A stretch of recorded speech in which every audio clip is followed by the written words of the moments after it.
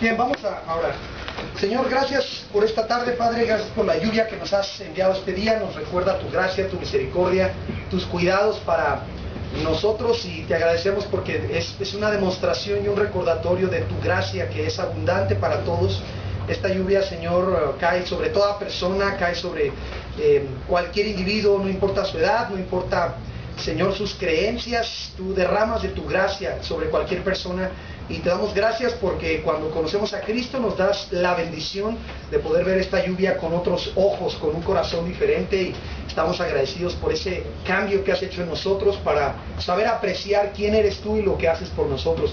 Padre, queremos pedirte que ahora en este proceso de Victoria en Cristo, que estamos llegando allá a su conclusión, Señor, ayúdanos a traer todo aquello que nos has enseñado durante estas clases y poder aplicarlo en cosas bien concretas que enfrentamos todos los días en nuestra casa, en el trabajo, en la familia, en los estudios, en diferentes cosas en las que tenemos que aprender a defendernos. Y mi oración, Señor, es que de verdad cada persona que está aquí, que valga todo el esfuerzo, que valga la pena, Señor, todo lo que han invertido al estar viniendo cada semana, y que de verdad, Señor, pueda haber cambios en su corazón y en su vida, decisiones diferentes, carácter distinto, pensamientos controlados, como resultado de lo que hemos aprendido en tu palabra. Oramos que tu Espíritu Santo nos recuerde aquellas cosas que hemos metido al corazón cuando leemos la palabra, para poder tomar cautivo todo pensamiento y llevarlo a tus pies, para que no se convierta en alguna reacción, no se convierta en un pensamiento repetitivo, y menos, Señor, en hábitos de pecado. Gracias, que ya sabemos que nos estás ayudando en muchas cosas,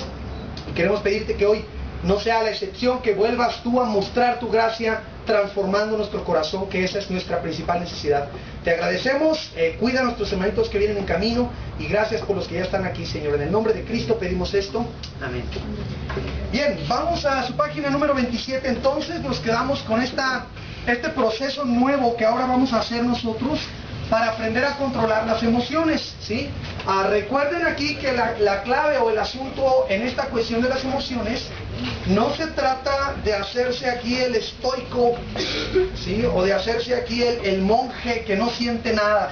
Eso no es bíblico, ¿ok? Nuestros sentimientos son dados por Dios y tienen un lugar en nuestra vida, pero no tienen el lugar que ocupa solamente el Espíritu Santo, que es controlarnos, ¿sale? Las emociones van a estar ahí, y eso es parte de lo que nos hace seres humanos, es lo que nos hace personas, que tenemos emociones, sentimientos, y hay que disfrutar de ellas, y hay que aprovecharlas para lo que es bueno, ¿verdad? Para glorificar al Señor, por ejemplo, con toda nuestra alma. Es feo la gente que es dominada por las emociones, como es feo la gente que viene y mecánicamente nomás le hace así, ¿verdad? Y no pone nada en lo que hace para Cristo. Eso tampoco está bien, ¿verdad? Entonces es poner toda nuestra emoción en todo lo que hacemos, ¿ok? La Biblia habla de amar al Señor con toda la mente, el alma, el corazón, las fuerzas, y a nuestro prójimo como nosotros mismos. Entonces, en estas emociones lo que estamos aprendiendo es cómo vamos a hacer para controlar aquellas emociones que tengan una raíz mala, o que se levanten para hacernos daño, ¿no? Que era lo que estamos estudiando. ¿Se acuerdan ustedes cuando hablamos de emociones primarias y emociones secundarias?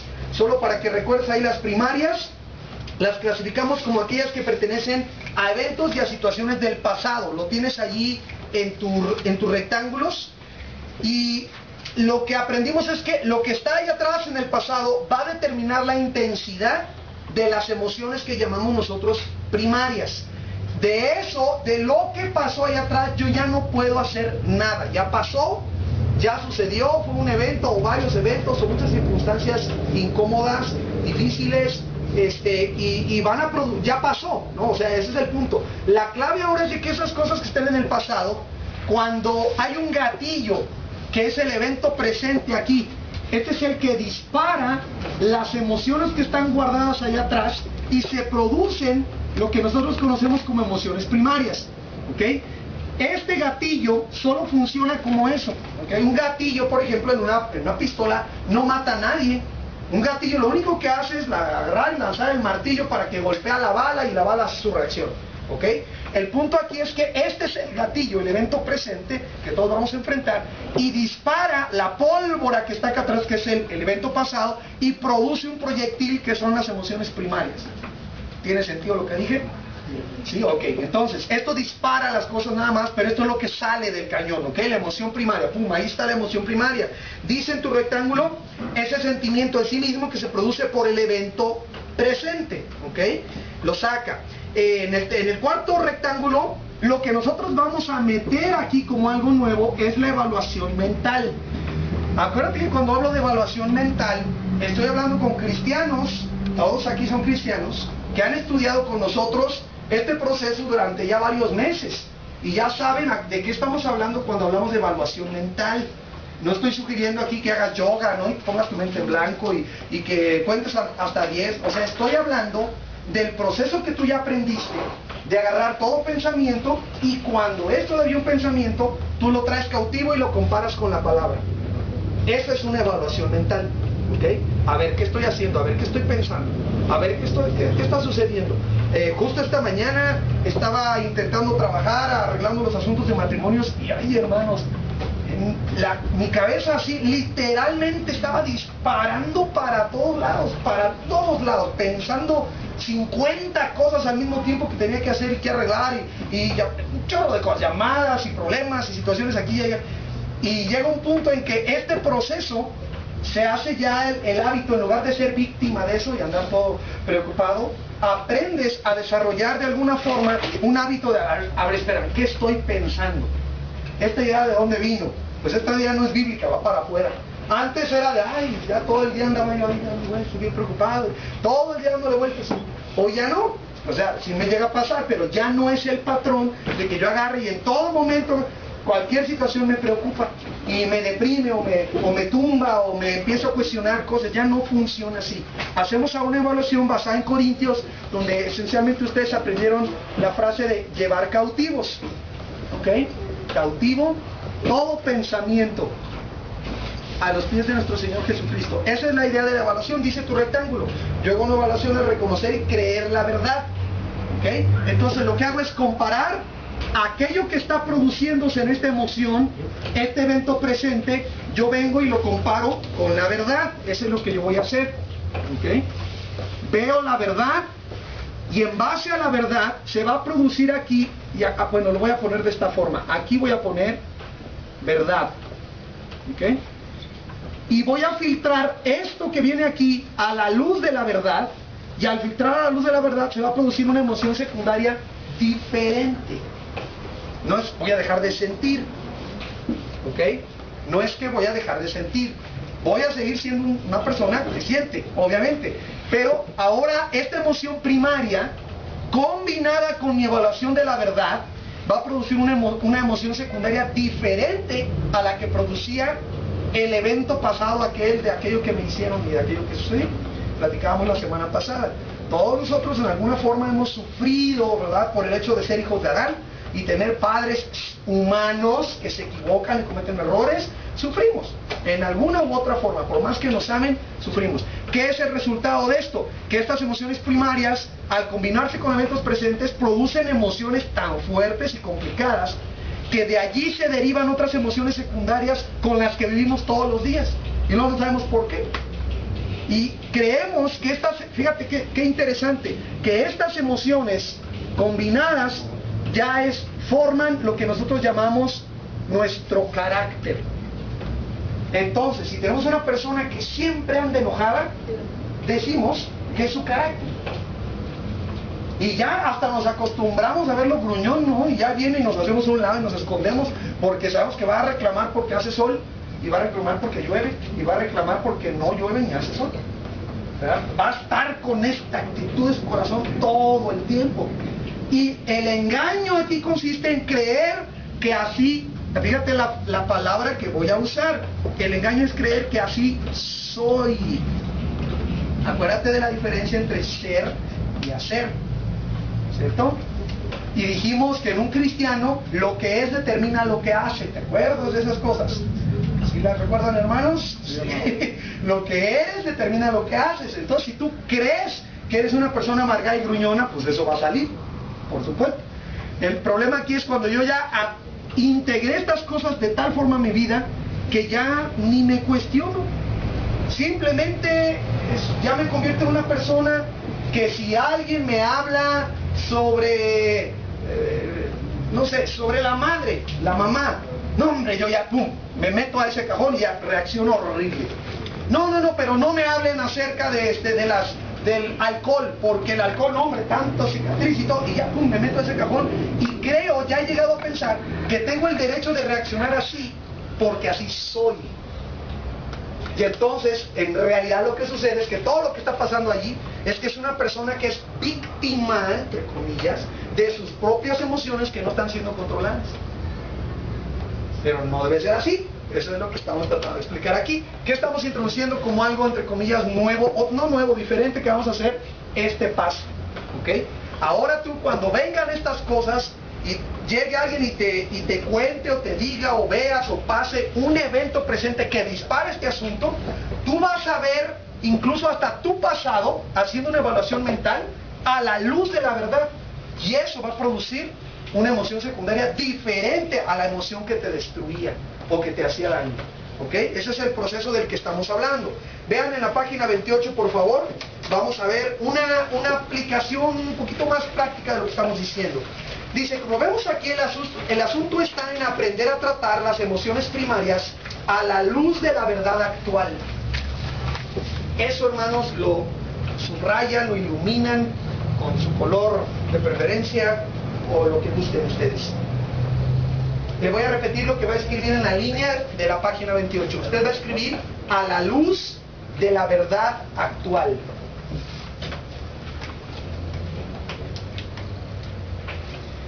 Por favor, medite bien en lo que usted acaba de escribir ahí.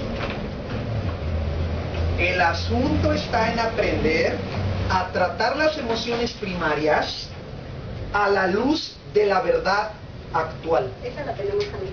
Si gustan, porque para mí es muy importante esa frase. Muy importante. Le puede cambiar la forma de tratar su pasado, porque aquí pues lo que estamos haciendo es, mire, es estudiar esto, ¿no? El pasado.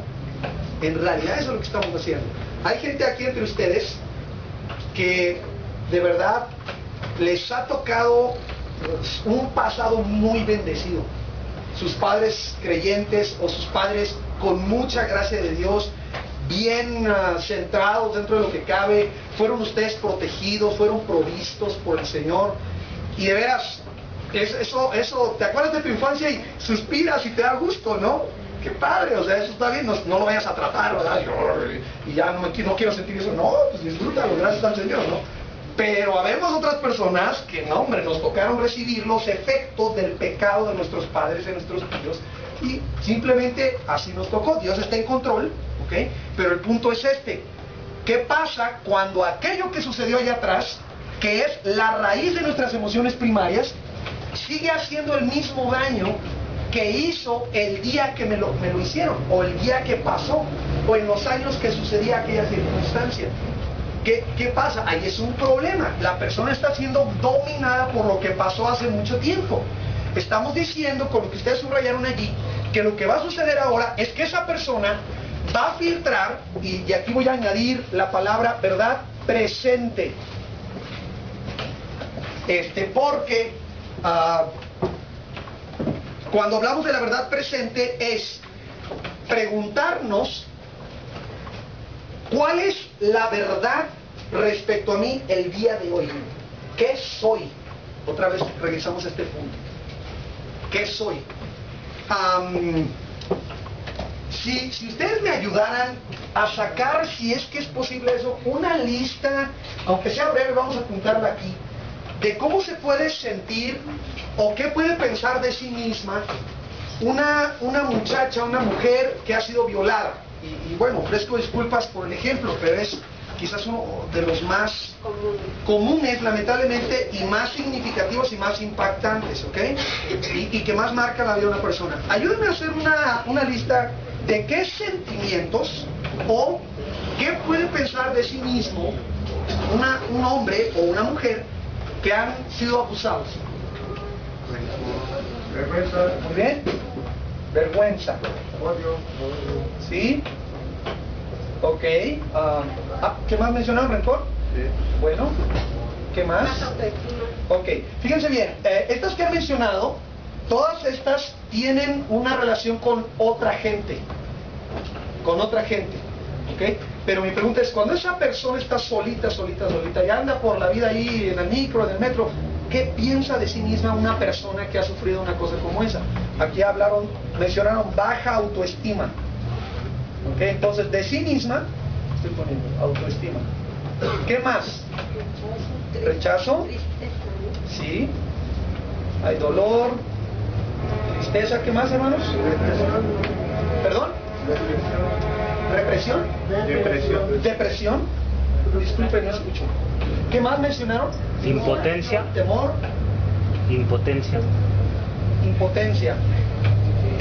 Ok, creo yo que si seguimos la lista, necesitamos otro pizarrón aquí, ¿no? ¿Qué puede sentir una persona en esto? Ok, la idea es esta. Vamos a suponer que, pues bueno, como muchos de los casos, se ha comprobado que cuando hay violaciones, en un porcentaje altísimo, la mayoría de este tipo de problemas son personas que tienen contacto frecuente con la víctima, familiares, son personas que trabajan en el lugar donde está la víctima.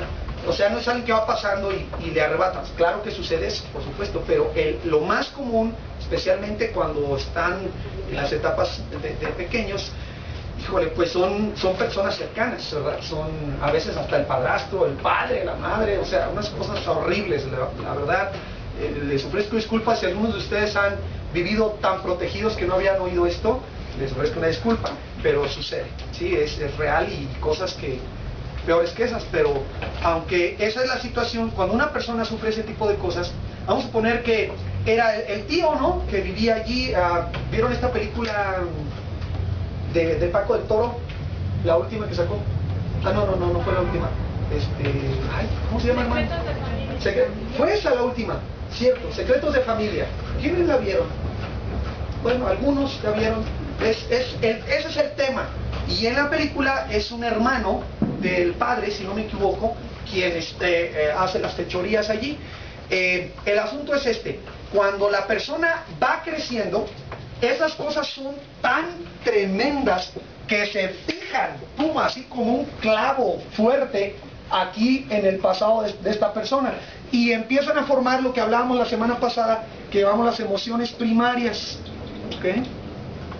Y esa cosa ya se fija y ya está ahí, ¿ok? Se hace parte de ella, o esa persona, ese niño, esa niña, el muchachito, lo que sea, empieza a desarrollar un sentido de un valor muy bajo de su persona, ¿ok?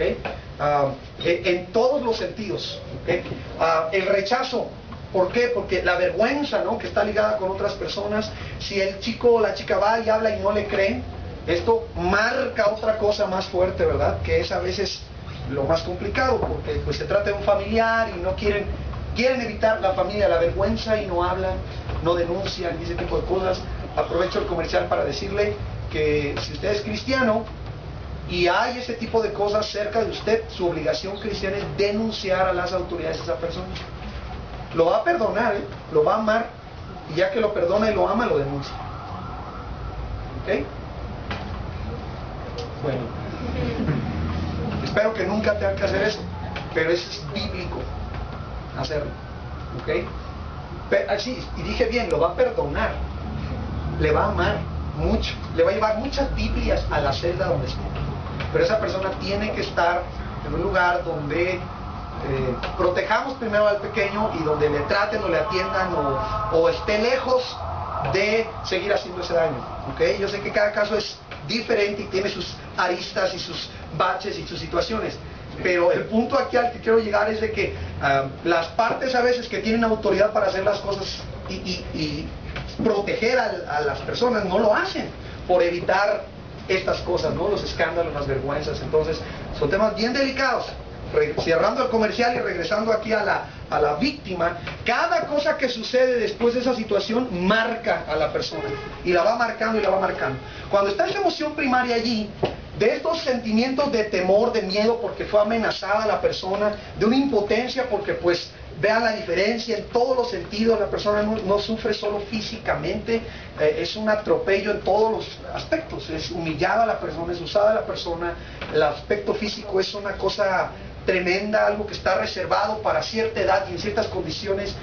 Es atropellada totalmente la persona y se le causa un daño bárbaro, bárbaro, en serio. El punto entonces aquí es, cuando esa persona ya tiene eso fijo ahí y va creciendo, y eso obviamente no se trata, viene, por ejemplo, aquí pasa alguna tarde a visitar el tío, ¿no? Y ya pasaron 10 años, y el muchacho tiene 18 o 20 años, no sé, o la chica, y viene a visitar el tío, ¿ok? Ese es el evento presente. Llega a la casa, ¿no? ¿Y qué creen que pase en el corazón de ese chavo, que abre la puerta y está el tío, ¿no? Ahora, vamos a poner que no lo toca en ese momento, pero ya está todo esto ahí. Y sucede un evento presente que dispara una cantidad de emociones que ahora ya están mezcladas con toda otra serie de cosas que la persona va poniendo conforme va pasando su vida, ¿no? Va pasando y va pasando. ¿Qué pasa? Imagínate lo que puede suceder con un chico o una chica insegura, ¿no? Imagínate la baja autoestima. Cuando llega a los 16 años y le sale un barrote aquí, esos que parece un volcán así, ¿no? Y se echa todos los remedios que puede y no se le quita. ¿Cómo trata eso un adolescente normal? Pues sí, la vergüenza y todo. ¿Cómo lo trata una persona con estos problemas? Pues es devastador, ¿no? Hasta un granito. ¿Me explico? O sea, lo normal para ciertas personas, para las personas que traemos o traen todo este equipaje, pues es el doble de difícil. Entonces, todo este equipaje que se va añadiendo aquí, cuando viene el evento presente, ¿qué va a disparar? Pues un montón de cosas, ¿no? Va a disparar depresión, va a disparar rencores, odios que se van alimentando y se van alimentando, inseguridad en las personas, todo eso. Entonces, así funciona la gente normal sin Cristo. ¿Qué hacemos nosotros? Ustedes acaban de subrayar algo muy importante. La idea es que esa persona haga una evaluación mental usando la palabra de Dios para determinar y ver y aprender y creer cuál es su verdad presente. ¿Ok? Me explico. Si de aquí al ver al tío se le viene la idea, no, pues yo no sirvo para nada, soy una persona sucia, que es uno de los sentimientos que se producen cuando hay este tipo de problemas, ¿verdad? Que han sido ensuciados, manchados, ¿verdad? Por eso la palabra violar, ¿ok? Tiene esa connotación. En lugar de estas cosas, ¿qué va a hacer la persona? Al hacer la evaluación mental, esa persona, en lugar de ver o de determinar o concluir que ella es o él es el resultado de lo que alguien le hizo en su pasado, esa persona tiene que creer que es el resultado de lo que Cristo ha hecho en el presente. Y eso requiere fe. ¿Me expliqué la diferencia? Esto pasó, por supuesto que pasó.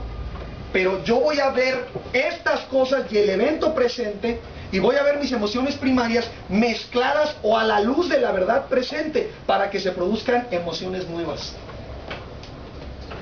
Me explico, más concreto. En lugar de creer que yo soy una persona sucia, yo puedo tomar la decisión ahorita de creer que la Biblia dice que he sido lavado con la sangre de Cristo Jesús.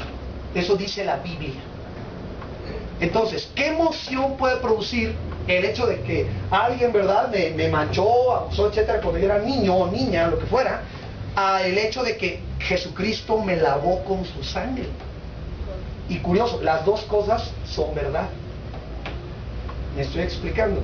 Por eso estamos diciendo, y ustedes lo subrayaron, yo tengo que aprender a ver mi pasado a la luz de la verdad actual o presente. Lo que yo soy ahora. ¿Tiene sentido eso, hermano? Es el ejemplo, a lo mejor está muy fuerte, ¿verdad? Y por eso ni lo explicamos bien. Quizás les doy otro ejemplo. Cuando yo tenía 11 años, no es cierto, 9 años, fue la primera vez que yo robé. Me explicaron cómo era el asunto. Creo que yo les había contado de un motor de, no sé si era de podadora o no sé qué era, y queríamos hacer un carrito y me dijeron dónde estaba y cómo tenía que meterme y cómo tenía que brincarme. Y yo recuerdo andar pujando, cargando ese motor para tratar de subir unos anaqueles, y pasarlo. Y yo me metí a robar. Y hermanos, pues de repente eso, ahí quedó, ¿no? O sea, ahí quedó, ahí no, nadie me vio. Pero en otra ocasión que metí a un mercado a robar, me vieron. Y me atraparon. Y no, hombre, hermano, me marcó. O sea, una vergüenza, produce una vergüenza tremenda. Bueno, de repente hoy en día, eso viene a mi mente. Y algo pasa, ¿verdad? Veo alguna persona que roba o veo un motorcito y me acuerdo que yo me robé uno. No sé, lo que quieran. Cualquier evento presente, ¡pum!, dispara eso. ¿Qué puede pasar si yo no evalúo de acuerdo a la Biblia? No, pues me voy a ir al suelo. Soy un ladrón. ¿A poco creo que he cambiado? Si con estas mismas manos yo robé esas cosas. Me puse una chamarrota y hacía un calorón para llenarla de cosas en el mercado. Yo hice eso. Y eso sucedió, hermano. Bueno, yo puedo irme por ese camino y darle vueltas y vueltas y vueltas a ese pensamiento y voy a acabar en el suelo. Ahora, ¿lo hice? Sí, lo hice. No es legal, yo no fui. No, pues yo fui. Pero puedo irme por allá o puedo tomar la decisión de evaluar mi pasado a la luz y verlo a la luz de la verdad presente. Y usted me podría ayudar a tratar de determinar por la Escritura qué dice la Biblia quién soy yo ahorita. Y la Biblia me dice que he sido comprado por la sangre de Jesucristo, que soy nueva criatura, ¿cierto? Me dice que soy su especial tesoro, que he sido comprado para hacer su voluntad. Dios me creó en esta tierra para una misión. Dice la Biblia que mi pecado ha sido lavado por la sangre de Cristo, he sido perdonado por el sacrificio de Jesús. Yo no le debo nada a Dios porque he sido perdonado por la gracia de Él. Y entonces eso va a producir cosas diferentes. Entonces, en lugar de levantarme, ¿verdad? No, ¿qué te pasa? Pues amor, es que allá, ¿verdad?, en el año 81 yo me robé un... Y puedo andar todo el día así. Bueno, lo que cambia es que al hacer una evaluación mental a la luz de la palabra, de verdad mis sentimientos pueden cambiar por entender que Jesucristo me amó a pesar de cómo era. Me amó, ¿no? Y murió en la cruz por mí. Nada más eso ya te quita por lo menos lo agüitado, ¿no? Y si sigues trabajando en la verdad de la Escritura, se cambia en una sonrisa, y se cambia en gozo, y se cambia en seguridad, y se cambia en esperanza, y se cambia en perdón, se cambia en amor, en misericordia. ¿Qué tiene que pasar para que una persona de odio llegue a compasión? Pues solo Cristo puede hacer eso. ¿Te imaginas a alguien que ya Dios le ha sanado tanto como para enseñarle, oye, ya no lo odies, ya? Mira, ¿por qué lo habrá hecho? Y si no se arrepiente, las que le espera, ¿no?, con Dios. ¿O tú crees que aquí? No, o sea, las que le esperan. Si esa persona no se arrepiente, Jesús dijo de los niños, ¿no? ¿Se acuerdan? Cualquiera que haga tropezar a uno de estos hermanos más pequeñitos, de estos chiquititos, mejor le fuera que se atara una piedra de molino y se arrojara al mar a que yo lo haga. O sea, Dios no va a pasar por alto, va a hacer justicia. Entonces imagínate, y entonces de un sentimiento de odio a la persona, tú puedes crecer y madurar viéndolo a la luz de la verdad presente y hasta orar por esa persona, como la Biblia enseña, que tenemos que orar por los que nos maldicen, los que desean nuestro mal. Tenemos que orar por los que nos han perseguido, dañado, por los que nos odian, por nuestros enemigos. ¿En qué punto está eso? ¿Cómo es posible eso? Solamente cuando una persona lo ve a la luz de lo que Cristo ya ha hecho en su vida, y entonces produce una emoción nueva. ¿Ok? Pero acuérdate, no va a llegar de la nada, porque tus pensamientos determinan tus emociones. Ya lo estudiamos, ¿cierto? ¿Sí? ¿Se acuerdan de eso? Okay. Hermano, discúlpeme, es que yo me fui largo. ¿Tenía usted una pregunta? Sí, con relación a la evaluación ¿mental? Mental. Sí, disculpe mi letra. Sí. Perdón, es que estoy muy literario. Y también mi letra. La verdad presente se puede considerar, lo puede considerar como control de las emociones, de mis emociones. Sí, es un... aceptar mi presente como que ya no es lo que pasó hace muchos años. Es lo que pasó hace muchos años, pero aquello que sí pasó, en lugar de producirme amargura, o en lugar de producirme desesperanza o desánimo, cuando yo lo veo a la luz de lo que la Biblia dice que yo soy y quién es mi Dios, me puede producir esperanza. No sé si me explico. Como soy cristiano y soy hijo de Dios, tengo más posibilidades de cambiar que ninguna otra persona. Más. ¿Por qué? Porque tengo el Espíritu Santo en mi corazón. Pero ahí no implica que puedo controlar mis emociones para no sufrir aquello en el presente. Por supuesto, sí, sí, controlar, por eso no usé la palabra exactamente controlar, porque a la hora de que yo hago esta evaluación, y si creo esto, y esto se convierte en mis pensamientos, los pensamientos van a producir las emociones. Es como si dijéramos, sí, en un sentido controlar, hermano, pero es más como bloquear aquellos pensamientos que producen las emociones negativas. O sea, no nos concentramos en las emociones. No se vayan a equivocar aquí. Qué bueno que hizo ese detallito. No se trata de que tú te levantes un día y dices, estoy contento, estoy contento, estoy contento, estoy contento, estoy contento, estoy contento, soy feliz, Cristo me salvó. Y te lo repites tanto que ya acabas bien acá, ¿no? No es la idea, porque la emoción no se produce así nada más. La emoción es resultado del pensamiento. El pensamiento produce nuestras emociones. Entonces, ¿qué hacemos en Victoria en Cristo? Lo que hacemos es cambiar los pensamientos.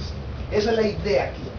Mis pensamientos eran, no, pues es que yo hice esto, y hice esto, y hice esto, y hice esto, y hice esto. Entonces, como hice esto, soy esto, soy esto, soy esto, y soy esto. ¿Qué emoción se va a producir? Pues negativas. Lo que hacemos es cambiar nuestros pensamientos por pensamientos de la palabra. Y eso produce las emociones correctas, decimos, no solo positivas. ¿Okay? Porque recuerden que cuando vienes a la palabra y te evalúas a la verdad, a la luz de la verdad presente, ¿qué si la Biblia dice que tú estás pecando? ¿Te vas a gozar? O vas a decir, no es cierto, no es cierto, yo no estoy pecando. No, ¿qué dice la Biblia? A lo mejor la Biblia dice que sí estás pecando. Entonces el Espíritu Santo produce algo que se llama convicción de pecado, que te lleva al arrepentimiento. Si obedeces eso, confiesas tu pecado al Señor, te arrepientes, Él te perdona y vámonos adelante. Por eso estoy explicando aquí que la clave es atacar estos pensamientos que producen las emociones que nos echan a perder, ¿no? Que nos arruinan la vida, literalmente. Pero no es concentrarse en las emociones, es concentrarse en lo que produce esas emociones, que son nuestros pensamientos. Es Victoria en Cristo. Sí, la misma idea. No sé si me expliqué, hermano.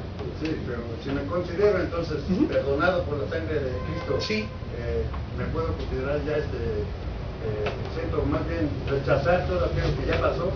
Sí, así es. Pasado, tenebroso, así es. asesino, y violador, y traficante y todo. Ajá, sí, así dice la Escritura. Así dice la Escritura, recordando esto, que esa idea, hermano, de que una persona de veras cree que ha sido perdonado, viene pegada con la idea y el entendimiento de que su pecado tiene consecuencias. Entonces, Dios le ha perdonado su pecado, la persona no merece la muerte. Bueno, merece la muerte, pero ha sido justificado, está perdonado. Pero las consecuencias, las cicatrices, los chipotes, el daño a otra gente, ese continúa aquí, aunque hemos sido perdonados. Entonces, la reacción correcta de una persona es sí, ya, como usted menciona, el traficante, el violador, el drogadicto quedó atrás, sí. Así dice la Escritura, somos nuevas criaturas. Pero como esa nueva criatura que soy, yo voy a ser responsable con las consecuencias de mis decisiones de pecar atrás.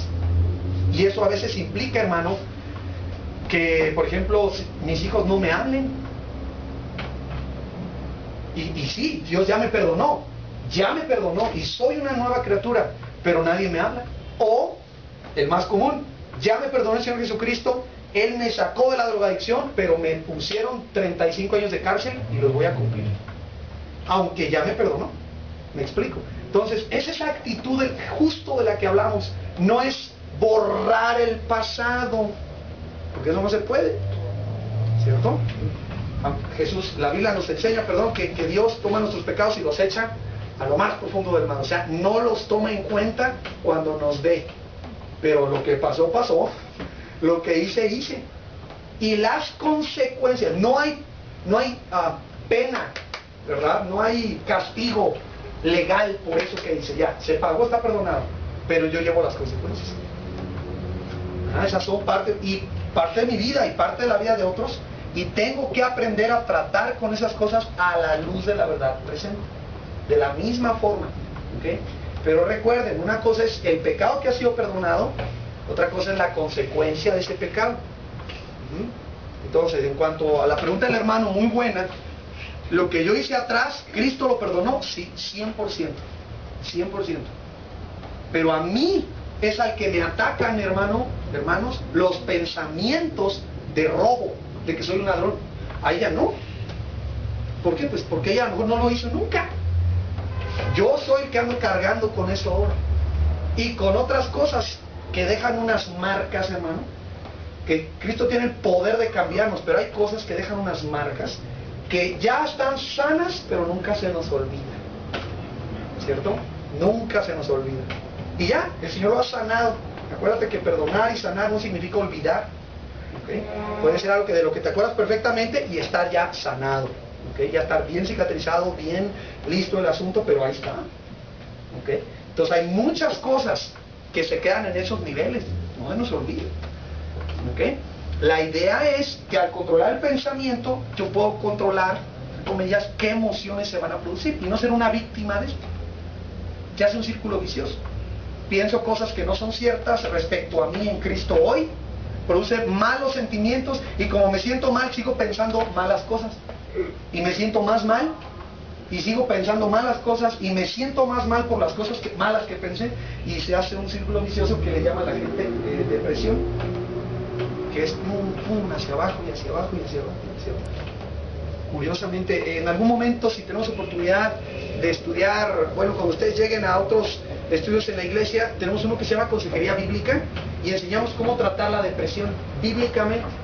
¿Sabe qué es lo primero que la Biblia receta para alguien que está deprimido? ¿Alguien tiene una idea? ¿Quién se deprimió en la Biblia? ¿Un ejemplo? Job. Sí. Correcto, sí. Hay un hombre que se llama Elías y tiene una situación terrible cuando se levantan unos profetas y le mandan un desafío, ¿se acuerdan?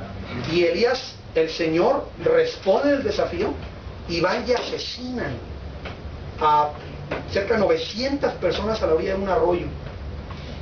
Y se levanta una mujer llamada Jezabel y lo empieza a perseguir. Y dice Elías que quiere la muerte. Y está súper deprimido. ¿Saben qué es lo que Dios hace con Elías? Lo manda a dormir y le da de comer. O sea, no llega acá una super respuesta del cielo con un terremoto. Dormir. Y luego comer.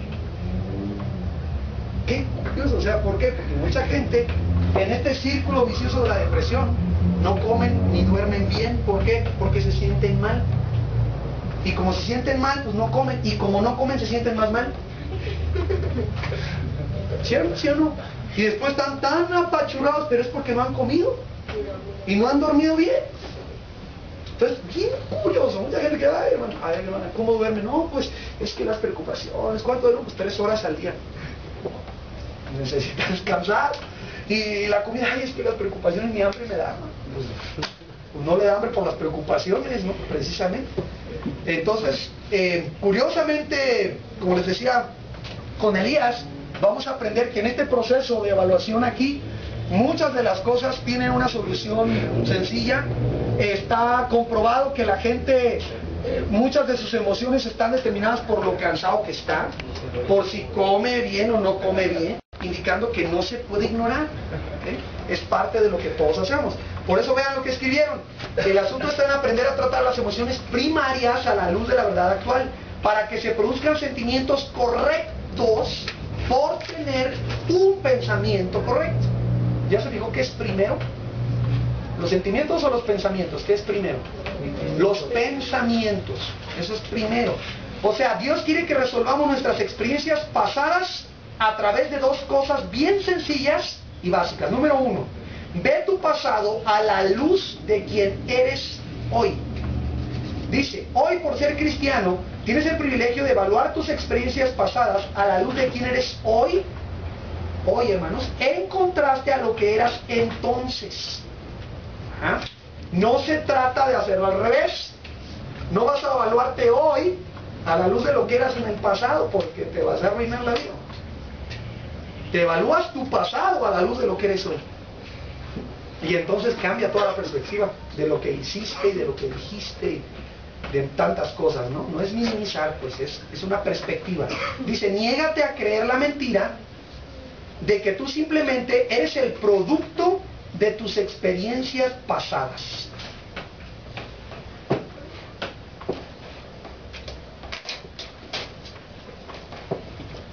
Muy bien.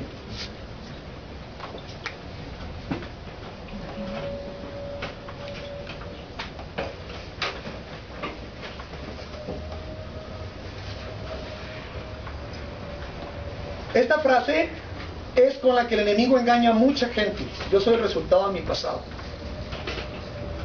A lo mejor tú la entiendes mejor si la ponemos así, mira.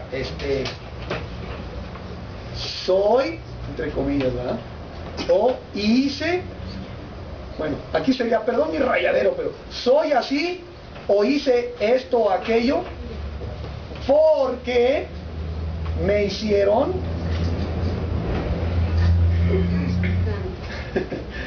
o pasó esto o aquello, ¿no? X cosa. No, es que yo soy así porque allá esto pasó.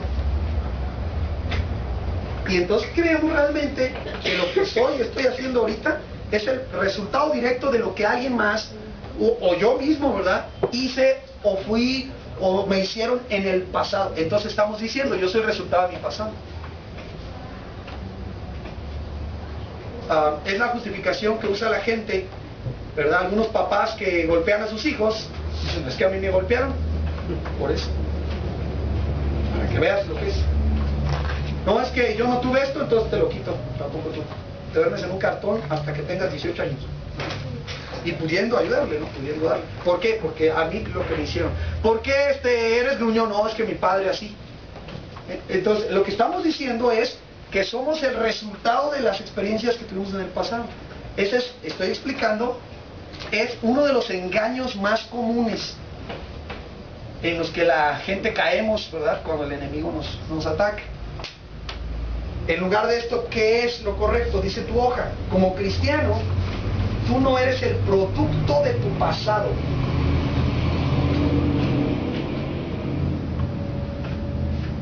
Tú no eres el producto de tu pasado, sino el producto de la poderosa obra de Cristo en la cruz. ¿El producto? De la poderosa obra de Cristo en la cruz.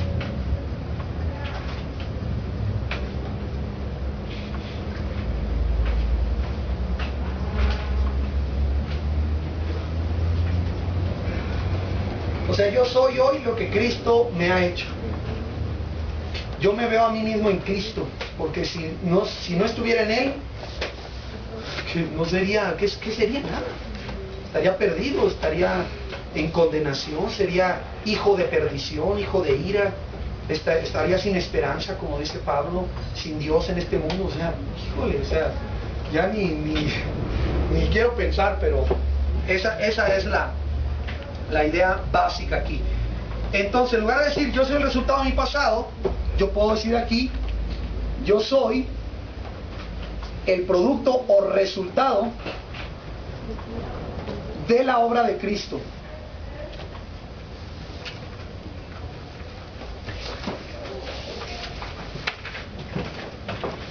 Otra vez, esto solamente es real si crees la Biblia.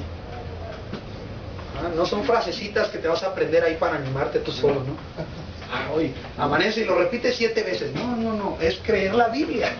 De eso se trata. Soy el resultado de la obra de Jesucristo en la cruz. Y aquí está el resultado, soy yo. Entonces, otra vez, fíjese bien, ¿qué estamos haciendo? Tratar con el pasado. El pasado está ahí atrás, no puedo hacer nada, ok, pero produce cosas en el presente. Entonces, ¿qué vamos a hacer? ¿Dejar que nos siga controlando? No. ¿Cómo podemos hacer eso? Aprendiendo a ver cuál es mi realidad presente a la luz de la Biblia. Eso es lo que vamos a hacer. Porque al corregir tus pensamientos, se van a producir sentimientos diferentes. Ahora, ese es el paso básico, el paso sencillo. Hacerlo. Pues cada persona tiene que hacer su tarea, ¿no? Porque algunos estamos con más equipaje, otros con menos, como le decía, algunos han tenido pocos efectos secundarios del pecado de sus familiares o padres, otros hemos tenido muchos, algunos tomamos decisiones pecaminosas nosotros mismos y otros menos, han sido más sabios, ¿ok? Pero el punto es que no importa cuál sea la situación, el pasado se trata de acuerdo a estas emociones primarias, de acuerdo a la verdad presente. ¿Quién dice la Biblia que tú eres? Si tú fuiste un niño al que le decían burro, ¿verdad? No te decían por tu nombre. ¡Ay, eres un tonto! ¿Eso eres? Bueno, según la palabra de Dios, ¿eso eres? Dice la Biblia que Él te ha hecho un ministro competente del nuevo pacto. Así dice la Biblia. Ay, hermano, pero es que yo me siento, pues no es como te sientes, es que dice la Biblia. Y la Biblia dice que te ha hecho un ministro competente del pacto nuevo, del ministerio de la reconciliación. Eso dice la Escritura, que te está preparando el Señor para que tú seas un rey y un sacerdote. Eres real sacerdocio, linaje escogido, eres nación santa. Fuiste comprado por un precio que fue la sangre preciosa de Cristo. ¿Vales? Bueno, eso lo viene. Otra vez, está en la Biblia, pero no funciona si tú no lo crees. ¿Okay? Y eso es lo que va a producir estas cosas. Entonces, vamos a hacer una pregunta aquí muy rápida. ¿Qué razones tendría usted, de acuerdo a las cosas que ha hecho? ¿Cuántas cosas ha hecho, verdad? ¿Y cuáles de esas son razones para sentirse mal? Y usted va a sacar una lista larga. De todas las veces que él ha regado, que mintió, que tomó malas decisiones, que cometió errores, que ofendió a Dios con lo que hizo. Uy, hermano, pues no acabamos. Bueno, ¿cuántas cosas dice la Biblia que es usted hoy en Cristo Jesús? ¿En qué proceso lo tiene Dios? ¿Quién mora dentro de usted? ¿Quién es su Dios? ¿Un ídolo de madera? ¿Quién es su Dios? Entonces, vea qué cosas pueden producir estos pensamientos que están en el corazón de una persona todos los días, a lo que puede producir la palabra de Dios. Vean nada más la diferencia. Entonces, otra vez, controlar emociones es una manera correcta de verlo, pero no es controlar emociones, es controlar pensamientos. Y los pensamientos producirán las emociones correctas, ¿ok? O adecuadas. Según a los Corintios 5:17 dice que tú eres una nueva criatura en Cristo. Nueva. En esta nueva creación, dice allí, tú ya tienes la capacidad de caminar de acuerdo a la verdad, no de acuerdo a lo que sientes. ¿Okay? Ahí está la diferencia. Alguna vez tu hijo te ha dicho, es que siento que no me quieres. Pues es lo que sientes, pero esa no es la verdad. Tienes que ajustar tus sentimientos a la verdad. Yo te amo. Pero es que yo siento, pero no es eso, la verdad es esto. Es lo mismo. Dice ahí, tú ya tienes la capacidad de caminar de acuerdo a la verdad, no de acuerdo a lo que sientes. Tus sentimientos son reales, escriban, pero la clave está en creer la verdad. La clave está en creer la verdad.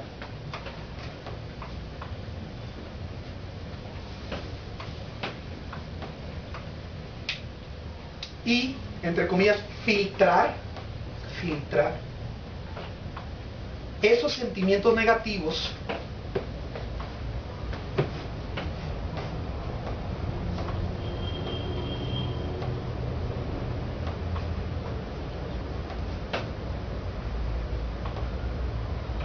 a la luz de la verdad presente.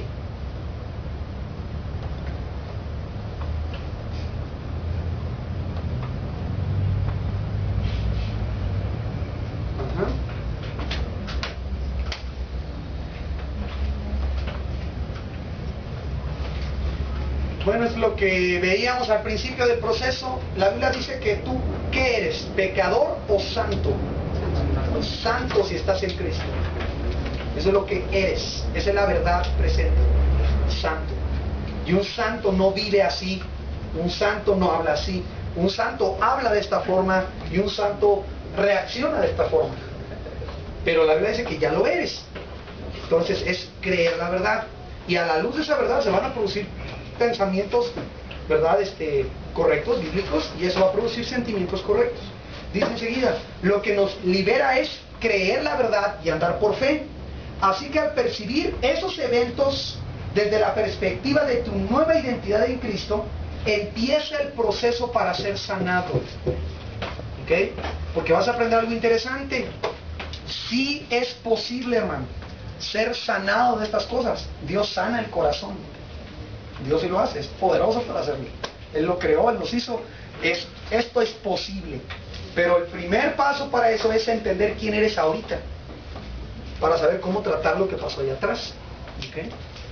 Es esencial. ¿Quieren ver Lucas 4:18?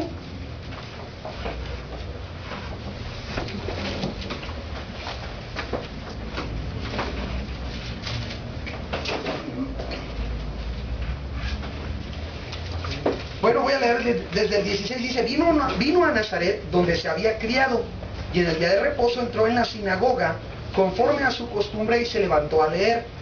Estoy leyendo 4:17 de Lucas. Y se le dio el libro del profeta Isaías. Y habiendo abierto el libro, halló el lugar donde estaba escrito, el Espíritu del Señor está sobre mí, por cuanto me ha ungido para dar buenas nuevas a los pobres. Me ha enviado a sanar a los quebrantados de corazón. ¿Ya vieron esa frase? Sanar a los quebrantados de corazón. A pregonar libertad a los cautivos y vista a los ciegos. A poner en libertad a los oprimidos. A predicar el año agradable del Señor. Y a mí me encanta cuando dice la Biblia en el 20, enrollando el libro lo dio al ministro y se sentó, y los ojos de todos en la sinagoga estaban fijos en él, y comenzó a decirles, hoy se ha cumplido esta escritura delante de vosotros. Tremendo, ¿no? Tú sabes, en la profecía, en la Biblia, siempre tiene doble cumplimiento, doble sentido, y es evidentemente una oferta del reino terrenal, material que él ofrece, pero al mismo tiempo la parte espiritual. Los cautivos, sí hay en el sentido de Jesús un intento de liberar a los cautivos reales, porque Él es el Rey que traerá justicia a las naciones. Pero también habla de los otros cautivos que no están de cadenas, están de odios, de rencores, de temores, de todo ese tipo de cosas. Y por supuesto que la Biblia enseña las dos cosas. Vean ahí abajo el ejemplo que ponemos. Dice, por ejemplo, si mi padre me hizo daño, yo puedo filtrar esos sentimientos hirientes a través de la verdad de que hoy tengo un Padre amoroso. Esa es la verdad. Y en lugar de sentirme rechazado o lastimado, me puedo sentir seguro y aceptado. Vean la diferencia. En base a la verdad. Y obviamente por creer esa verdad, la fe. ¿Está claro el ejemplo, hermanos?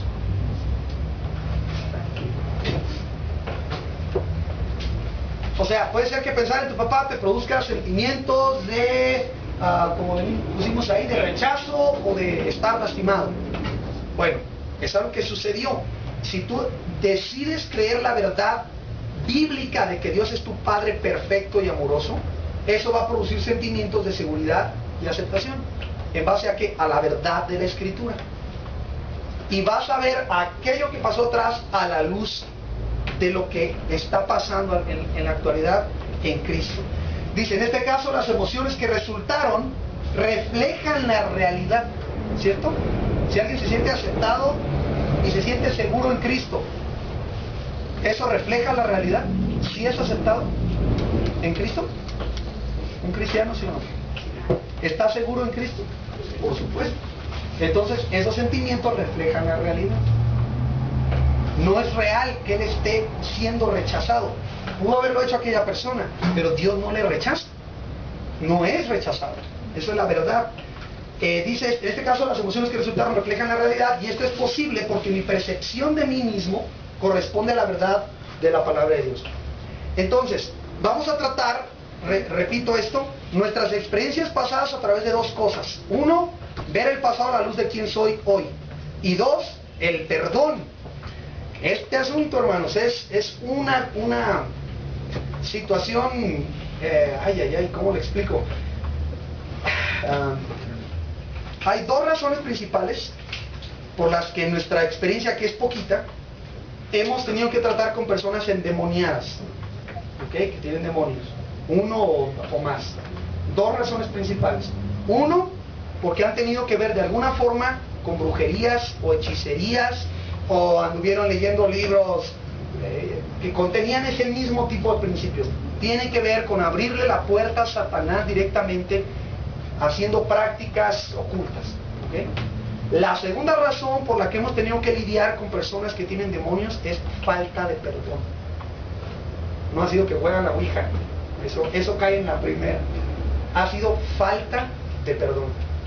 Rencores allí, odios que están arraigados, hermano, pero profundo, profundo. Y eso la Biblia enseña que es darle lugar al diablo. Es darle terreno, cederle terreno. Pablo, cuando perdona a una persona, dice, ya limpio mi corazón para no darle ventaja a Satanás, porque no ignoramos sus maquinaciones. Entonces, esta es bien chistoso, o sea, yo ni siquiera sé explicarle, ¿por qué? ¿Por qué es así? Pues no sé, pero es tremendo ver que el enemigo toma ocasión para engañar cristianos con este asunto del perdón. Más correcto, en el caso de él, con la falta de perdón, ¿verdad? Que es el contrario. Vamos a empezar ahí el punto, hermanos. Es muy normal, dice que estas emociones primarias estén asociadas a personas que nos han hecho daño. Personas.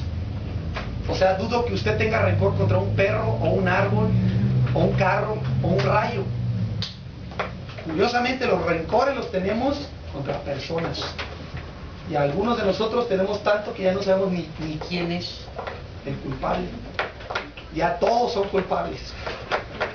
Hasta el vecino cuando yo era niño. Y el vecino de enfrente. Y el maestro de segundo de kinder es culpable también, ¿verdad? Y ya le traigo ahí rencor a ese, ¿verdad? Tremendo. O sea, son personas. Bueno, dice, cuando pensamos en el perdón, la primer arma que el diablo usa es querer engañarnos con su mentira de que es imposible perdonar. O sea, él viene con las personas y les dice, no hombre, lo que te hicieron, pobrecito. No, contigo sí se pasaron, ¿eh? Ese hermano y esa hermana pueden perdonar porque pues, a ellos les fue menos mal que a ti, pero lo que a ti te hicieron, no tiene nombre. No, tú no puedes perdonar. Si te hubiera hecho algo menos que eso, pues paso. Pero eso que te hicieron, no, eso no. Y el cristiano siempre creemos que somos la excepción. No, es que a usted no le hicieron eso, por eso usted habla de perdonar. Siempre creemos que somos la excepción. Es que si me lo hubiera hecho todavía una persona en la calle, voy, pero fue mi padre, fue mi madre, fue X. O sea, siempre creemos tener una razón de por qué no perdonar. Y creemos que somos la excepción. A todos se les aplica, menos a mí. Porque yo soy diferente, soy especial, ¿no? Es que a usted le dieron 7, pero a mí me dieron 9 tan casos. Y por eso ya no se puede perdonar. Y entonces, especialmente en cosas como estas, imagínate, ¿no? Llegar con una persona que tuvo esta situación de la que platicamos hace un ratito, una situación tremenda, difícil, una violación, una cosa así, y hablarle del perdón. Uy, hermano, es tocar una llaga ahí, es como echarle agua al aceite, ahí brinca el asunto rápidamente. Porque para la gente esto es algo impensable. No, han sido engañados con la idea de que eso no se puede perdonar. Y hasta tienen estas frases, no tienes perdón de Dios. Esas frases de novela, ¿las saben? Ni Dios puede perdonar eso. Imagínate. El problema más grave pues es cuando una persona ya lo cree, que no se puede perdonar. Hay una pregunta, ¿cómo puedo perdonar a una persona así? Es que era mi papá y no fue bueno, ¿cómo lo voy a perdonar? Si mira lo que hizo.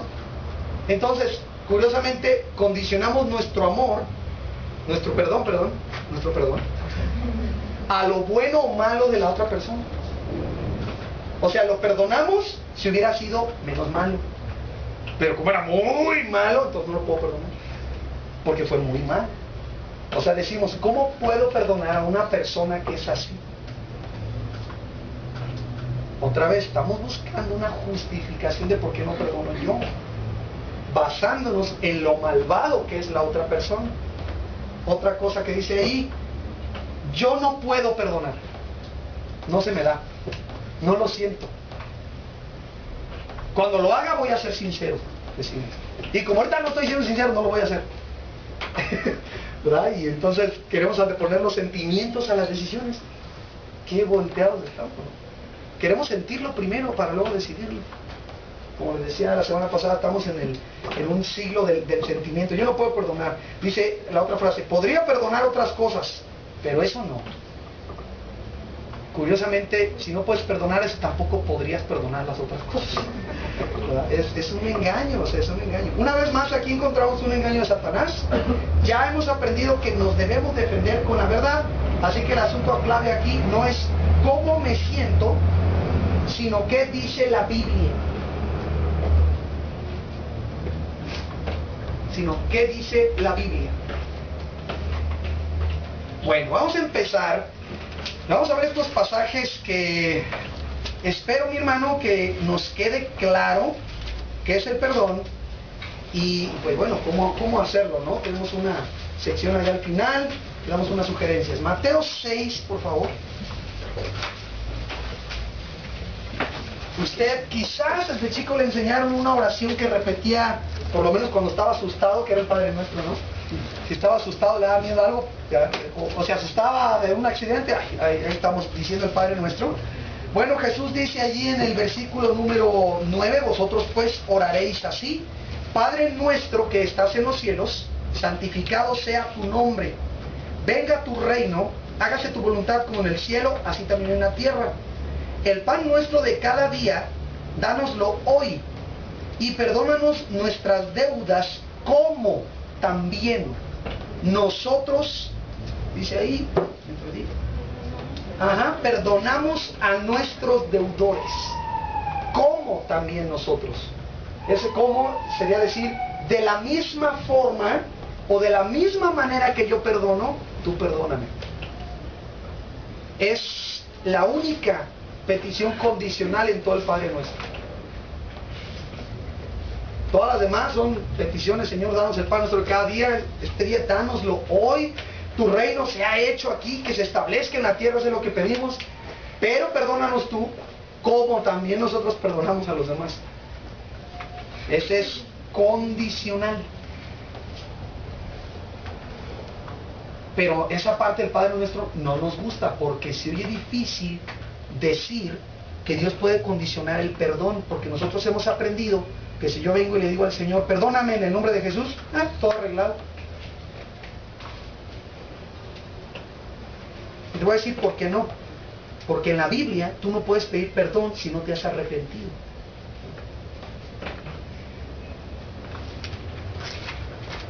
¿Cierto? Dice la palabra: el que confiesa su pecado y se aparta, Proverbios 28, alcanzará misericordia. Mas el que lo encubre no prosperará. ¿Sí? Entonces, a veces nosotros pensamos que yo puedo venir y pedir perdón a Dios por todos mis pecados, y como digo en el nombre de Jesús, Él está obligado a perdonarme, aunque yo tenga un corazón rebelde sin arrepentirme de mi rencor y mi odio hacia otras personas. Por eso el Padre Nuestro, o sea, yo no le estoy metiendo palabras, usted lo puede ver. Perdónanos nuestras deudas, como también nosotros perdonamos a nuestros deudores. Comparen por favor el mismo del Padre Nuestro, pero que está en Lucas. Y ahorita vamos a regresar a Mateo con las citas que tiene usted ahí.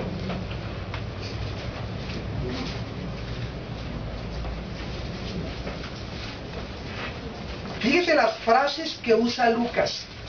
Lucas 11, por favor.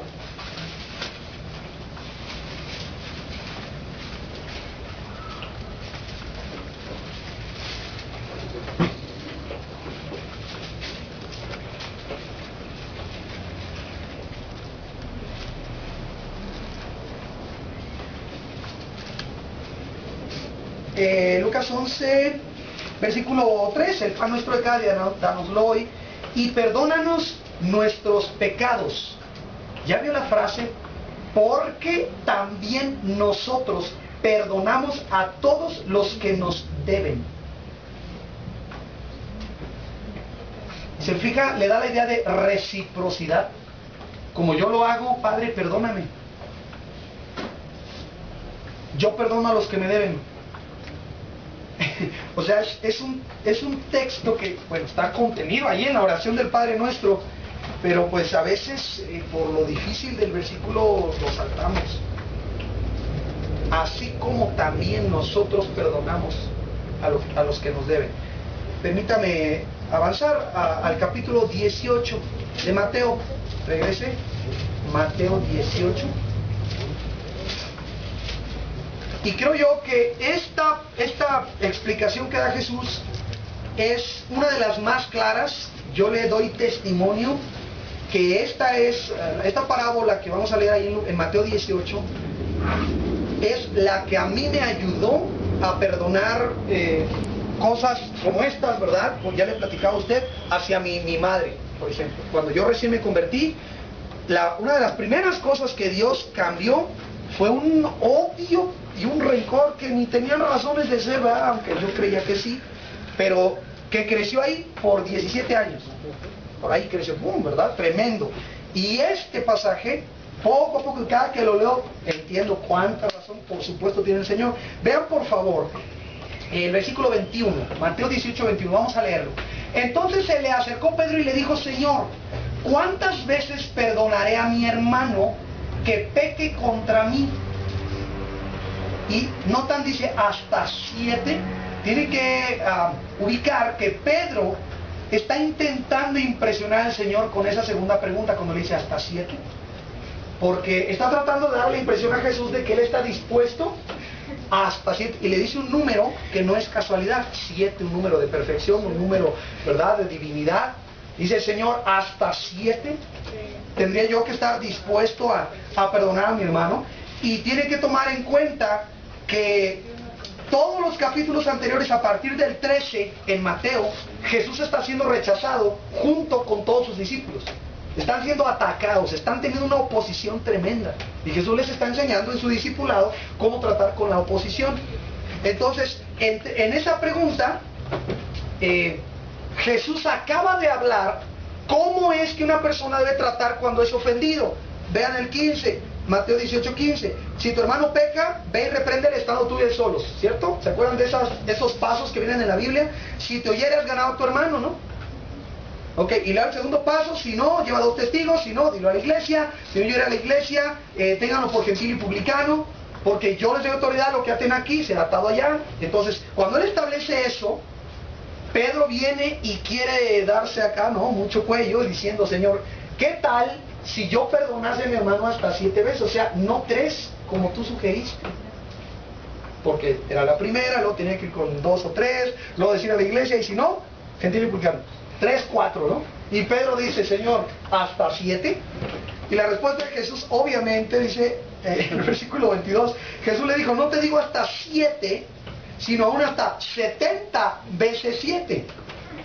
O sea, y no se trata aquí de contar, ¿no? 70 veces 7 son 490.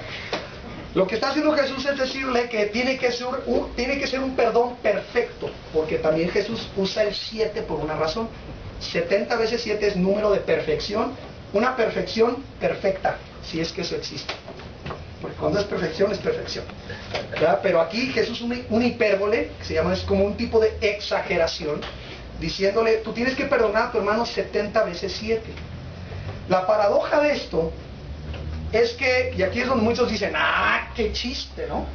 Porque la paradoja de esto es que si una persona te ofendió una vez y tú le perdonaste, y te ofende aquí otra vez, ¿cuántas veces te ha ofendido? A ver, te ofendió aquí una vez y tú lo perdonaste, y va a la semana que sigue y te ofende otra vez. ¿Cuántas veces lleva? ¿Cuántas veces te ha ofendido? Una. ¿Pero por qué? Si lo perdonaste, si lo perdonaste, no cuenta. Ahora, no se confunda, él no está diciendo: ay, entonces alguien se va a agarrar de ahí y va a decir: perdóname. ¿Cuántas veces te he pegado? Pues ni una, ¿no? Y como dicen, una no es ni una, si 2 son una, no es, etcétera, todo eso. ¿Me entiendes? Entonces, o sea, Jesús lo que está haciendo es decir: nunca vas a llegar a este punto. Y usa una parábola tan deliciosa cuando uno la lee, que no le puede quedar a uno razón. Jesús nos desarma de nuestras razones de por qué no perdonamos a la gente. Léanla conmigo ahí. Dice: por lo cual el reino de los cielos es semejante a un rey que quiso hacer cuentas con sus siervos. Rey, siervos, ahí están los elementos. Va a hacer unas cuentas, y comenzando a hacer cuentas, le fue presentado uno que le debía 10,000 talentos. Le ofrezco una disculpa, ya se me olvidó las cuentas, una vez estudiamos este pasaje, hicimos cuentas. Lo único que me acuerdo es que para que una persona en los tiempos de Jesús pudiera juntar 10,000 talentos, tenía que trabajar como 3.8 vidas, trabajando todos los días para juntar 10,000 talentos, al salario normal de esos días, ¿okay? 3.8 vidas completas, o sea, ni trabajando toda su vida, este hombre le podía pagar los 10,000 talentos. Es una cantidad que para nuestros días sería de esas que nos dicen, ¿no?, que el Fondo Monetario le otorgó un préstamo a México de 57,000 billones de dólares. La frase no tiene sentido. Es tanta lana que no tiene sentido. ¿No se acuerda cuando agarraron a aquel chinito que tenía dinero en su casa? ¿Vio las fotos de eso? Y, ¿qué es eso? Ah, es dinero. Jamás en mi vida yo había visto tanto papel junto, menos que fuera pintado de dinero, ¿no? Dinero, eso, y pierde el valor. Jesús está usando una frase que todo el mundo entiende. ¿Cuándo le debía? Cuando Jesús estaba contando la parábola, yo me imagino a la gente diciendo, ¿eso le debía? O sea, ¿qué hizo este cuate que se metió en una deuda tan grande con el rey, no? Y el rey lo llama a cuentas, y ahí llega el siervo. ¿Y qué pasa? Dice, a este, como no pudo, no dice no quiso, dice que no pudo, no tenía forma. No tenía forma. Te explico algo rápido también, rápido nada más. En aquellos días no existía la ley de bancarrota. Hoy tú puedes decir, no tengo dinero, no tengo dinero, y no tengo dinero, no tengo dinero. Mientras tú, aquí tenemos abogado y espero no regarla, pero mientras tú no digas que no quieres pagar, no te pueden hacer nada. Entonces puedes decir, mira, no me niego a pagar, pero no puedo. Pues, y andas con prórroga y prórroga y prórroga y prórroga. Bueno, en aquellos días no. Si tú decías, no tengo, ¿qué tienes? Pues yo, esclavo. Y te iban al mercado y te vendían como esclavo, o a la persona te entregabas como esclavo, y esa era la manera de pagar. Pero no te alcanza, ¿qué más tienes? Pues una esposa, también la esposa y los hijos. Era la costumbre en aquellos días. Si tenías un pariente rico, el pariente rico podría venir y redimirte. ¿Entiende el concepto de redimir? Pagar la deuda por ti para que salieras libre. Pero si no tenías con qué pagar, te dabas tú. Entonces, este hombre no pudo pagar, dice el versículo 25. Regreso al texto. Entonces, ordenó su señor venderle y a su mujer e hijos y todo lo que tenía para que se le pagase la deuda. Ahora, eso te pregunto, ¿es justo? A ver, ¿es justo? Pues en aquel tiempo se usaba así, era justo porque lo debías. Así es, lo debí. No puedo pagar, eso es lo justo. Entonces, ojo, porque algunos de nosotros cuando viene el tiempo de perdonar decimos, es que no es justo. Ok, ¿quieres justicia? Si quieres justicia, la justicia no la pones tú, la pone el rey. Entonces, si tú quieres justicia, a ti es el primero que te va a tocar la justicia. Y nos vamos a dar cuenta que si hablamos de justicia, todos aquí merecemos ¿qué? La muerte. Pues el infierno, ¿no? Porque la Biblia dice que hemos pecado y ofendido al Dios del universo. Merecemos la muerte. Si se trata de justicia, merecemos la muerte. Ahora, Dios es justo. Bueno, aquí el rey está haciendo lo que hacían todos los reyes. Bueno, véndanlo, vendan a su mujer, porque este hombre me debe. No es que es malo el rey, lo justo. Este hombre debe, tiene una deuda que no puede pagar, 10,000 talentos, no le puede pagar, véndanle. Bueno, pero aquí está el asunto. Dice el versículo 26, entonces aquel siervo, mira, postrado le suplicaba diciendo, Señor, ten paciencia conmigo y yo te lo pagaré todo. Le pide paciencia, ¿no? Ahora, si no puedo pagar ahí, yo no sé qué está pensando hacer este señor, ¿verdad? Pero lo que está pidiendo en realidad es misericordia, ¿no? No está pidiendo una negociación, está pidiendo misericordia porque no hay opción para pagar más que vender a su familia. Entonces este cuate ya no está diciendo, mira, a ver, plazos, ¿verdad? Y los intereses, y el CAT anual va a estar así, y todo ese rollo. No está haciendo negociación, está pidiendo misericordia. Noten la palabra, en el verso 24, la palabra debía. La voy a apuntar aquí. Le debía 10,000 talentos.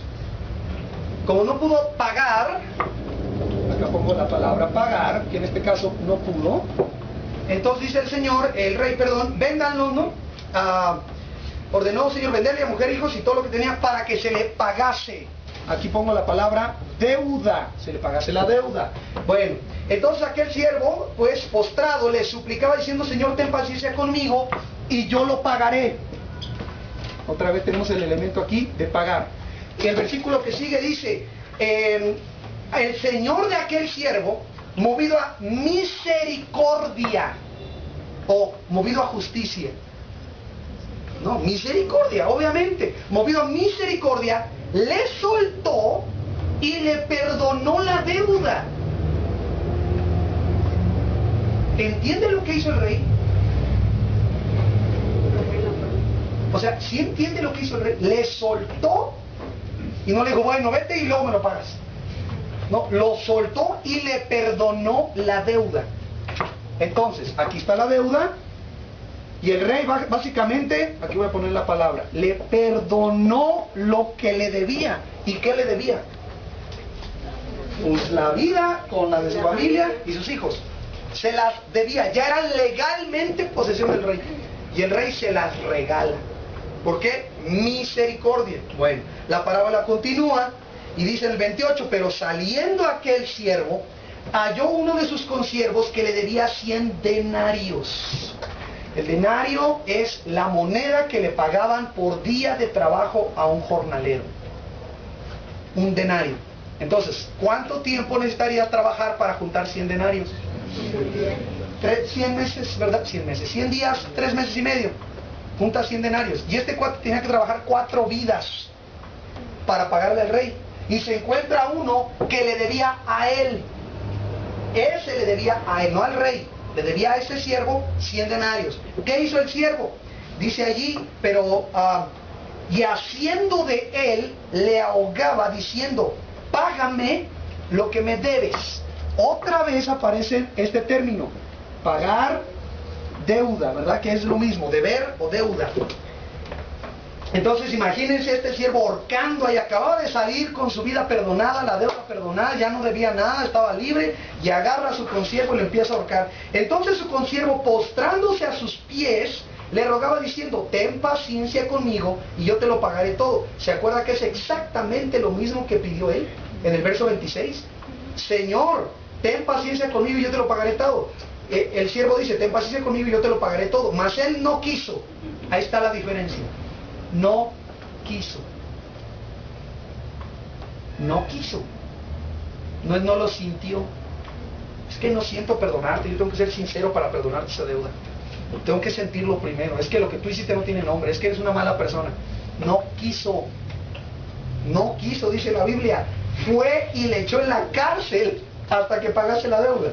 Bueno, viendo sus consiervos lo que pasaba, se entristecieron mucho y fueron y refirieron a su señor todo lo que había pasado. Entonces, llamándole a su señor, le dijo, siervo malvado. Esto indica una actitud del corazón. Siervo malvado, toda aquella deuda te perdoné porque me rogaste. Y luego me encanta la frase que usa el rey, no debías tú también tener misericordia de tu consiervo como yo tuve misericordia de ti. ¿Se fija qué frase usa el rey? ¿Qué palabra usa el rey? Debías. Lo que le está diciendo el rey a este siervo es, como yo te perdoné, tú me debes perdonar a otros.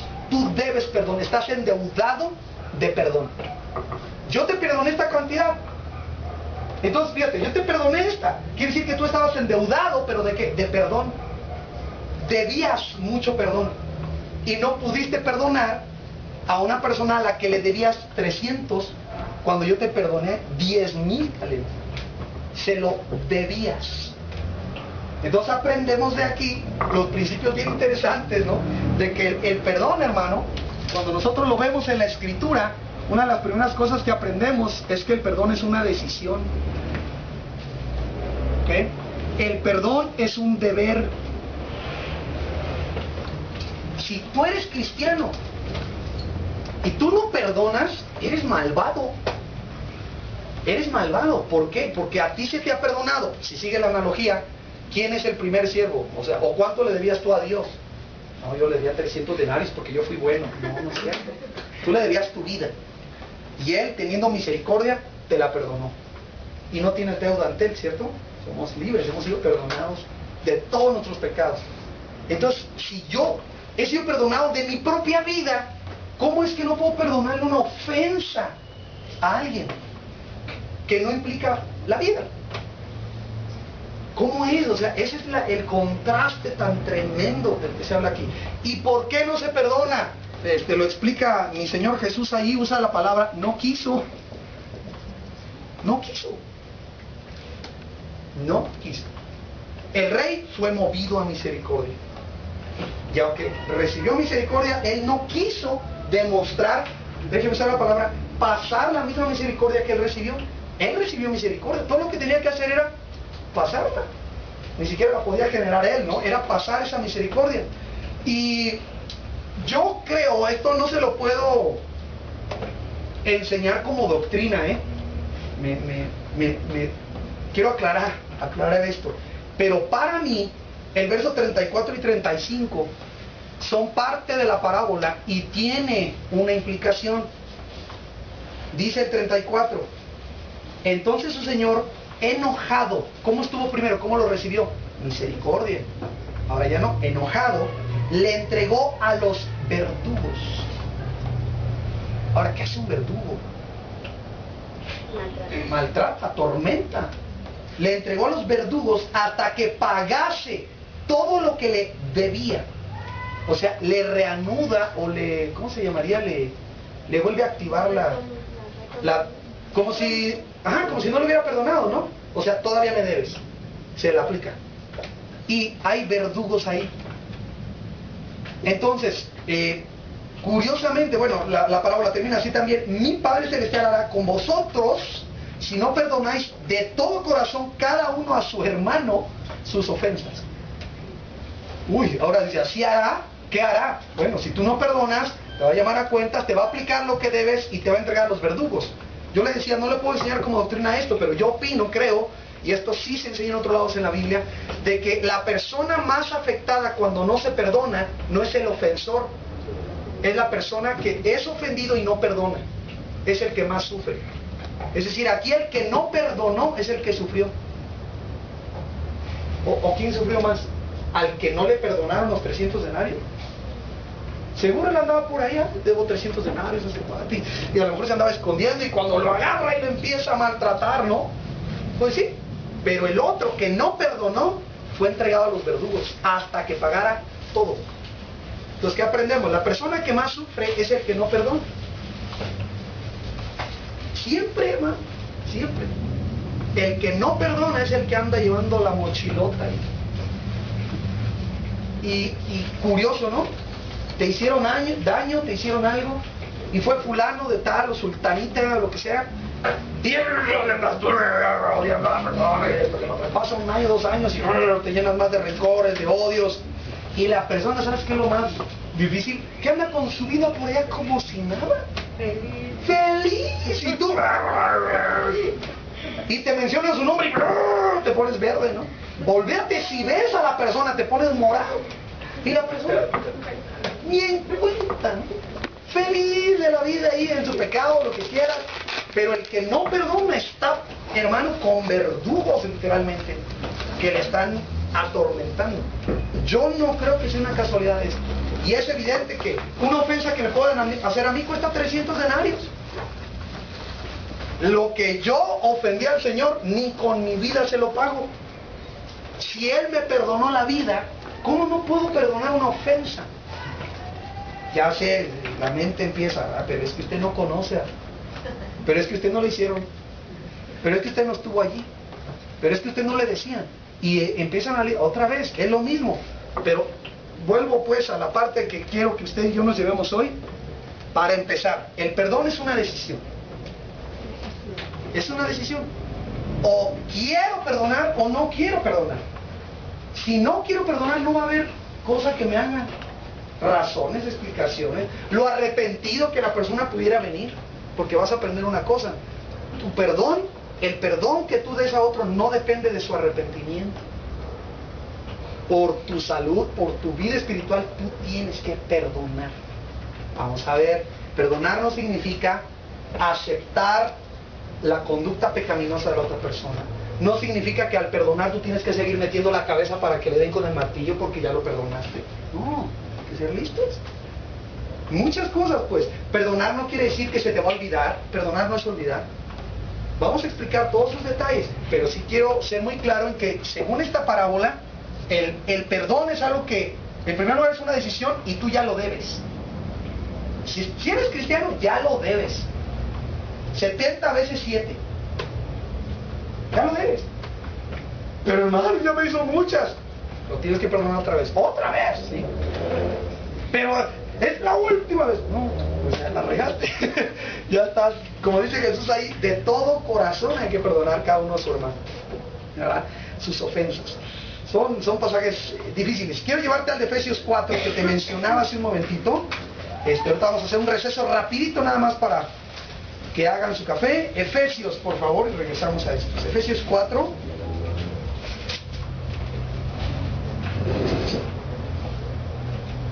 Dice el 31, quítense de vosotros toda amargura, enojo, ira, gritería y maledicencia y toda malicia. Quítense de vosotros, dice Pablo. Antes, sed benignos unos con otros, misericordiosos, y observe la frase, perdonándoos unos a otros. Estoy leyendo 4:32 de Efesios. Perdonándoos unos a otros, como Dios también os perdonó a vosotros en Cristo. ¿Cómo perdonar? Como Dios me perdonó a mí. ¿Cómo? Fue movido a misericordia, porque yo no le podía haber pagado. Ya decimos, no, yo le voy a perdonar cuando haga esto y esto y esto y esto y esto y esto, y me pague todo. Pues eso no es perdón, eso es justicia. ¿Okay? Como Dios también nos perdonó a vosotros en Cristo. Y Colosenses 3:13 dice, pues básicamente lo mismo, ¿no? Soportándoos unos a otros y perdonándoos unos a otros, si alguno tuviera queja contra otro, de la manera que Cristo os perdonó, así también hacedlo vosotros. Solo hay que imitar, hay que extender lo que a nosotros nos extendieron. Damos de gracia lo que de gracia recibimos. Esa es la idea en el asunto del perdón. Pero vuelvo a explicar, ya detallitos, hermanos, los vamos a ir viendo, ¿sale? Los vamos a ir viendo. Si ocupamos varios martes, los tomamos. Pero yo quiero explicar bien claro. Perdonar no es algo que se siente como el mundo nos ha enseñado. De hecho, si tú esperases sentirlo, nunca lo vas a sentir. Nunca. Lo sentirías hasta que tú veas que se ha hecho justicia. O sea, viene un muchacho y te asalta, ¡pum!, y te pega, ¿no? Y te lleva tu celular. Si yo te digo, perdónalo, en ese momento no vas a sentir perdonarlo, vas a sentir un coraje y una impotencia. Pero si cuando va corriendo y se atraviesa la calle, ¡pum!, lo atropellan, en ese instante te cambia el sentir a, ¡ay, la justicia de Dios, ya! Ahí quedamos. ¿Sí o no? Ahí estamos a mano. El celular, ya que hasta decimos, ¿no? Lo espiritualizamos y decimos, es justicia de Dios, ¿no? El Señor lo alcanzó por tocar a un hijo de Dios. Curioso, o sea, ahí sí ya sentimos. Te hizo daño una persona, te robó, etc. No vas a sentir perdonarlo. Si te enteras que la persona le dio cáncer y está en la cárcel y se le mueren 2 hijos, ahí sí vas a sentir, ay, pobrecito. Pero hasta que vemos justicia, el perdón no se siente, se decide. Como ponerse una inyección, tomarse una pastilla, o no sé, tomarte ¿a cuánto les daban aceite esa de hígado de bacalao? Tómatelo, tampoco sentías, ay, mi aceite, mamá, dame mi aceite. ¿Quién de ustedes, no? No creo. Bueno, ¿cómo ven? ¿Sienten hacerse un cafecito? No, pero o se lo quieren hacer. Bueno, vamos a tomar unos minutitos, ya no nos queda mucho tiempo. Hermanos, pásenle, llévense un té, un café, algo, y regresamos para...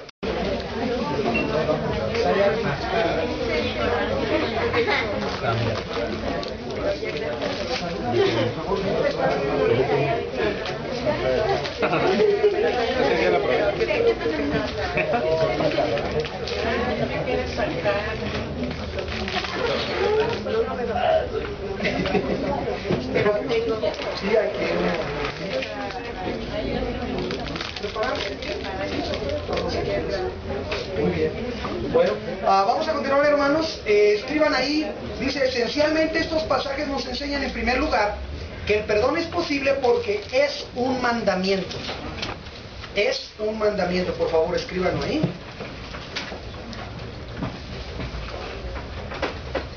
Dice ahí, no es una opción, ¿verdad? ¿Ya está escrito eso?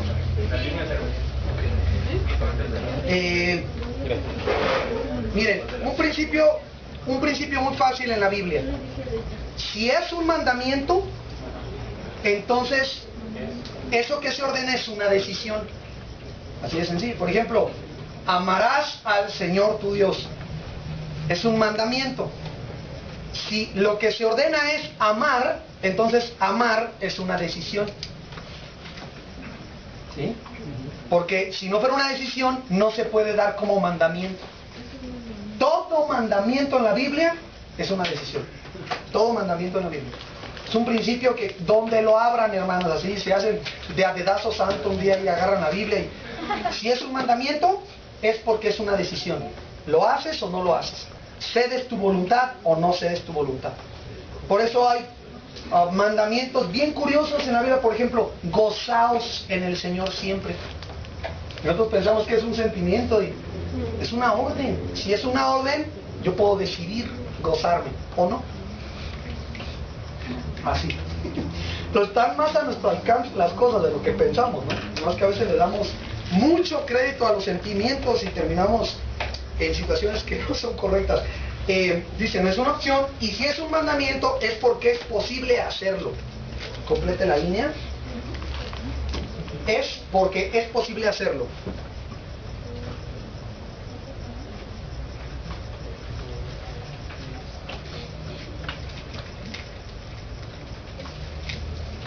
Sí es posible, hermano.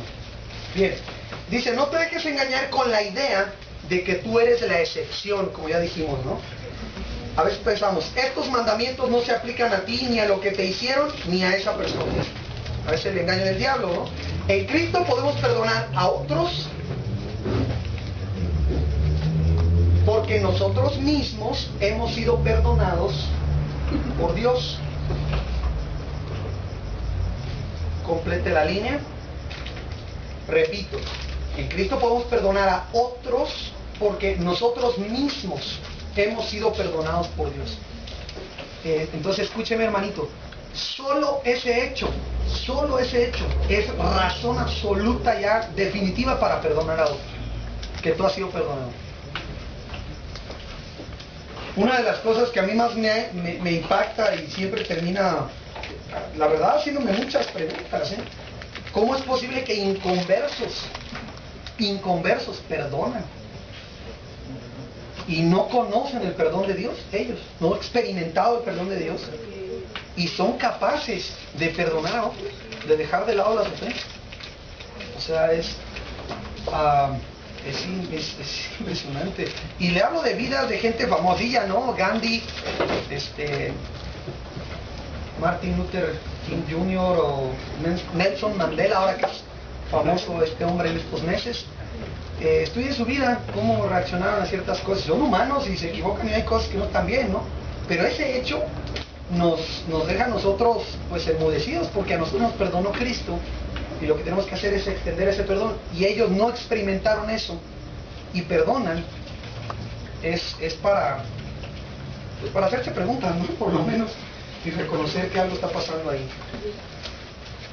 Bueno, Satanás y la falta de perdón. ¿Tiene algo que ver mi adversario en la falta de perdón? Vamos a ir a 2 Corintios 2. Bueno, cuando leas 2 Corintios te tienes que acordar que estas cartas fueron escritas para resolver problemas en las iglesias. Hay básicamente 7 problemas en la iglesia que Corintio resuelve. Y uno de ellos, pues, era la inmoralidad en la iglesia, y que los hermanos andaban de orgullosos diciendo que eran de mente abierta, ¿no? Que ellos sí eran avanzados y eran modernos y por eso andaban pecando, ¿no? Entonces, aparte de eso, la iglesia de los corintios tenía el problema de no reconocer el apostolado de Pablo. Ellos dudaban de que Pablo fuera apóstol y que tuviera autoridad. Entonces había unas broncas ahí tremendas. Y había un hombre al que habían entregado a Satanás. Parece haber indicaciones de que para cuando Pablo escribe la segunda carta, ya este hombre se había arrepentido y estaba otra vez en la cobertura de la iglesia, ¿no? Pero había sido una situación tremenda contra el apóstol Pablo. Entonces, ya cuando escribe la segunda carta, observen en su capítulo 2, por favor. Capítulo 2, mire, quiero que vea el 5, 2:5, para que leamos el contexto.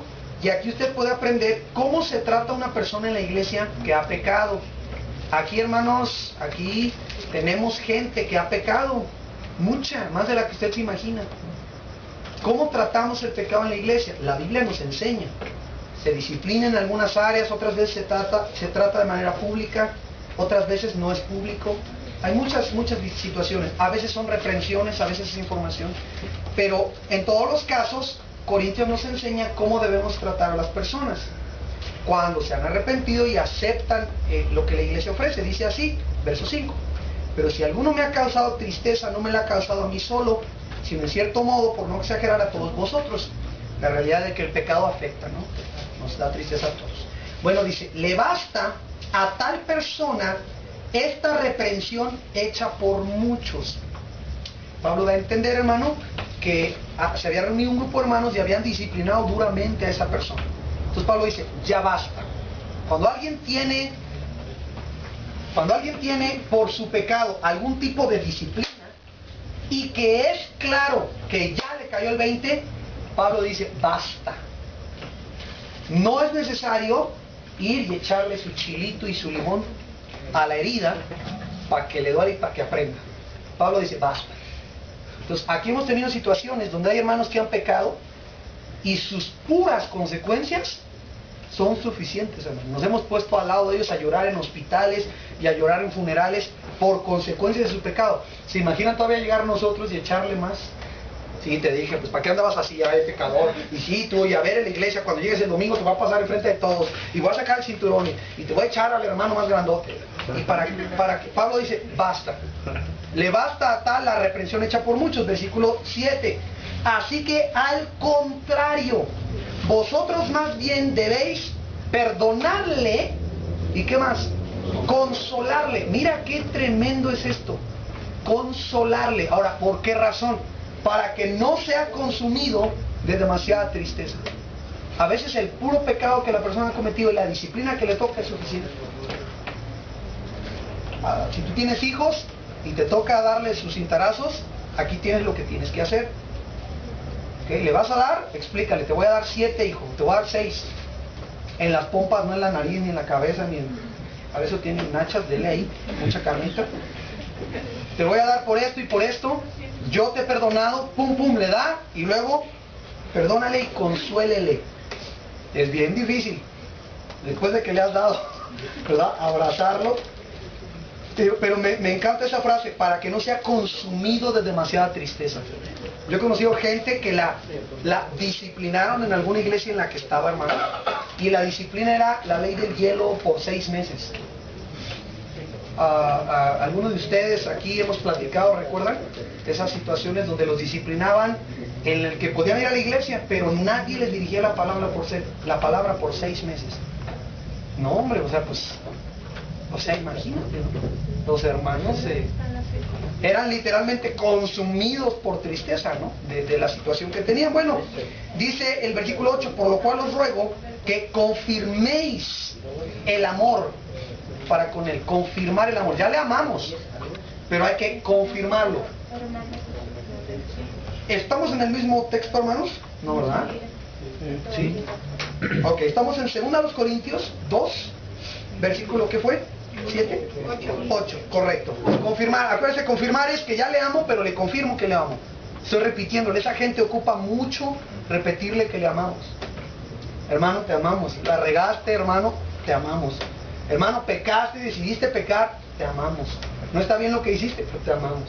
Hay que estar confirmando el amor para la persona. Versículo 9, porque también para este fin os escribí, para tener la prueba de si vosotros sois obedientes en todo, ¿verdad?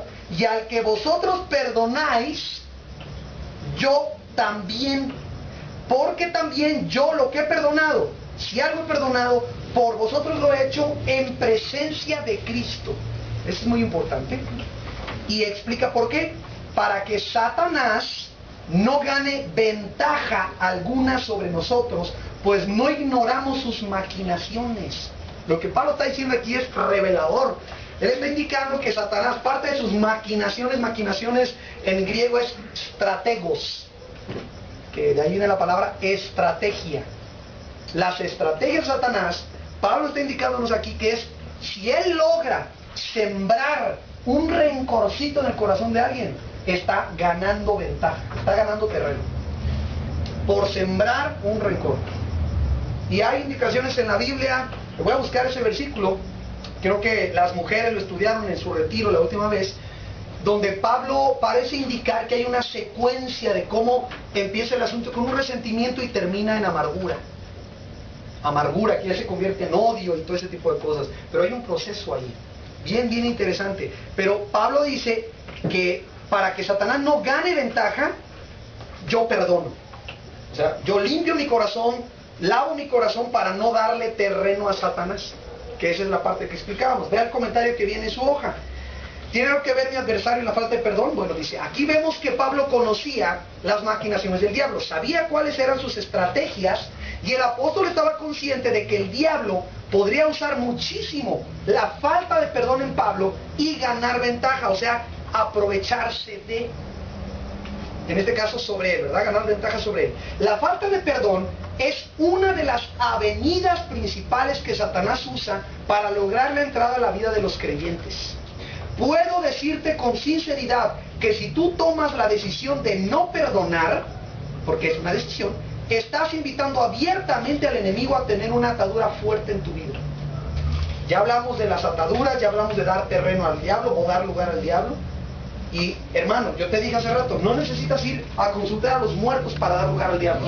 Si tú tomas la decisión de no perdonar a otra persona, estás dándole lugar al diablo. O sea, no puedo ser más claro con usted. Tú le estás dando lugar al diablo directamente cuando tú decides no perdonar a alguien. Eso es bien serio en la Biblia, hombre. Es bien serio. Jesús en su parábola te llamaría hombre malvado. Juan, ¿qué te diría? Ni eres cristiano, porque si fueras cristiano amarías a tu hermano. O sea, cada apóstol tiene su forma de darnos unas cachetadotas, ¿verdad? Porque es un asunto tan esencial y tan serio que de veras tiene repercusiones en la vida espiritual en áreas que a veces ni nos imaginamos, ¿verdad? Sí, mi hermano. Pastor, ¿cómo es posible o cómo funciona el hecho de poder perdonar pero no olvidar? Ok, en las páginas que siguen viene la explicación, solo le adelanto. La Biblia dice que el perdón es una decisión y que según la Biblia el perdón debe ser hecho como Dios lo hizo. Entonces, aquí viene una pregunta rara para contestar su pregunta. ¿Es posible que Dios olvide? Dios, el ser sabio, perfecto, ¿es posible que Dios olvide? No. Pero tenemos versículos que dicen que Él toma nuestros pecados y los avienta a lo profundo del mar. Entonces la idea es esta: si Dios me ha perdonado a mí, ¿de verdad ahorita no sabe, así está fuera de su memoria lo que yo hice? No, claro que sabe lo que yo hice. Entonces, ¿qué es perdonar? Es tomar la decisión de que la ofensa que está ahí enfrente, en el rostro de Dios, Él la toma y la hace a un lado y ya no me ve a mí a la luz o a través de esa ofensa. Hizo la ofensa a un lado. La ofensa está ahí, yo sé lo que hice, ¿verdad? En el caso de perdonar, yo sé lo que me hizo, sé cuándo me lo hizo y aquí está mi cicatriz y cómo me dolió, pero tomo la decisión que cada que hablo con esa persona no está la ofensa ahí enfrente. No lo veo a la luz de la ofensa, no le hablo como el que me ofendió, no es tomado en cuenta. No es contado, pero ahí está. Cuando usted hace un inventario, puede inventariar todo aquí y decidir no contar esta silla, pero eso no la desaparece. Nada más decide, esa no la vamos a contar porque no es de nosotros, me la prestaron, entonces no entra en el inventario, no la cuento. Cuando usted perdona y yo perdono, no cuento las ofensas. Pero ahí está. ¿No? Sí, claro. Ya perdonaste, pero ya no te debe de doler. ¿No? Bueno, no. Ya perdonaste, quitaste una de la ofensa. La sanidad de ese dolor, de esa herida, esa sí toma tiempo. Pero aquí está la clave. Tú no puedes sanar si no has perdonado. Es imposible. Imposible. Primero perdonas y Dios sana el corazón. Ahí sí, con el tiempo, con la palabra. A veces puede ser que yo tenga que ir y hablar con la persona, si Dios me guía y me dirige así, y decirle que le he perdonado, y es parte de un proceso. Pero eso ya es de sanar. No es lo mismo sanar que perdonar, ¿eh? No es lo mismo. ¿Okay? Yo no puedo estar sano en mi corazón si no he perdonado. Pero es posible que haya perdonado y todavía no haya sanado mi corazón. Estoy en ese proceso de sanar mi corazón. ¿Tiene sentido lo que estoy explicando, hermano? ¿Sí? Ok. Y la explicación más detalladita viene allá adelante. Déjeme nada más ir a... bueno, vamos a contestar esa pregunta y nos vamos. ¿Qué es perdonar? Precisamente lo que estamos diciendo. Muchos podemos confundirnos al hablar del perdón. Una de las confusiones más comunes es pensar que el perdón es igual a olvidar. Escríbalo ahí, por favor.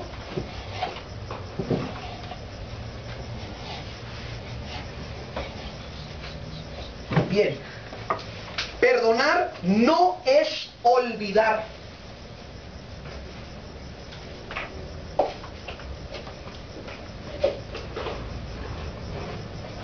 Perdonar es tomar la decisión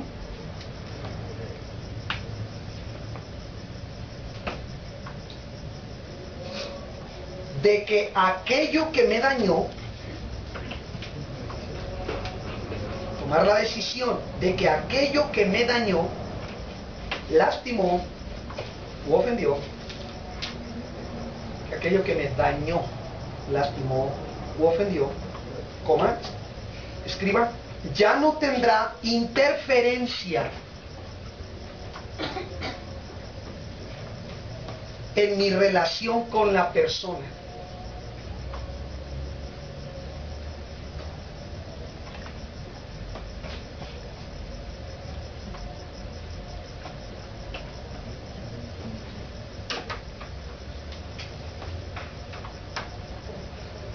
A ver si tiene sentido, lean toda la frase. ¿Okay? Perdonar es tomar la decisión de que aquello que me dañó, lastimó u ofendió ya no tendrá interferencia en mi relación con la persona. O sea, la clave es la relación con la persona. Es mi corazón hacia la persona, no lo que me hicieron. Eso tiene que ser sanado. Pero el perdón es relacional. No puedes perdonar cosas, como dije, ¿no? Voy a perdonar a la silla porque se rompió. ¿Eso qué? Eso ya es necedad, el que patea la silla, ¿no?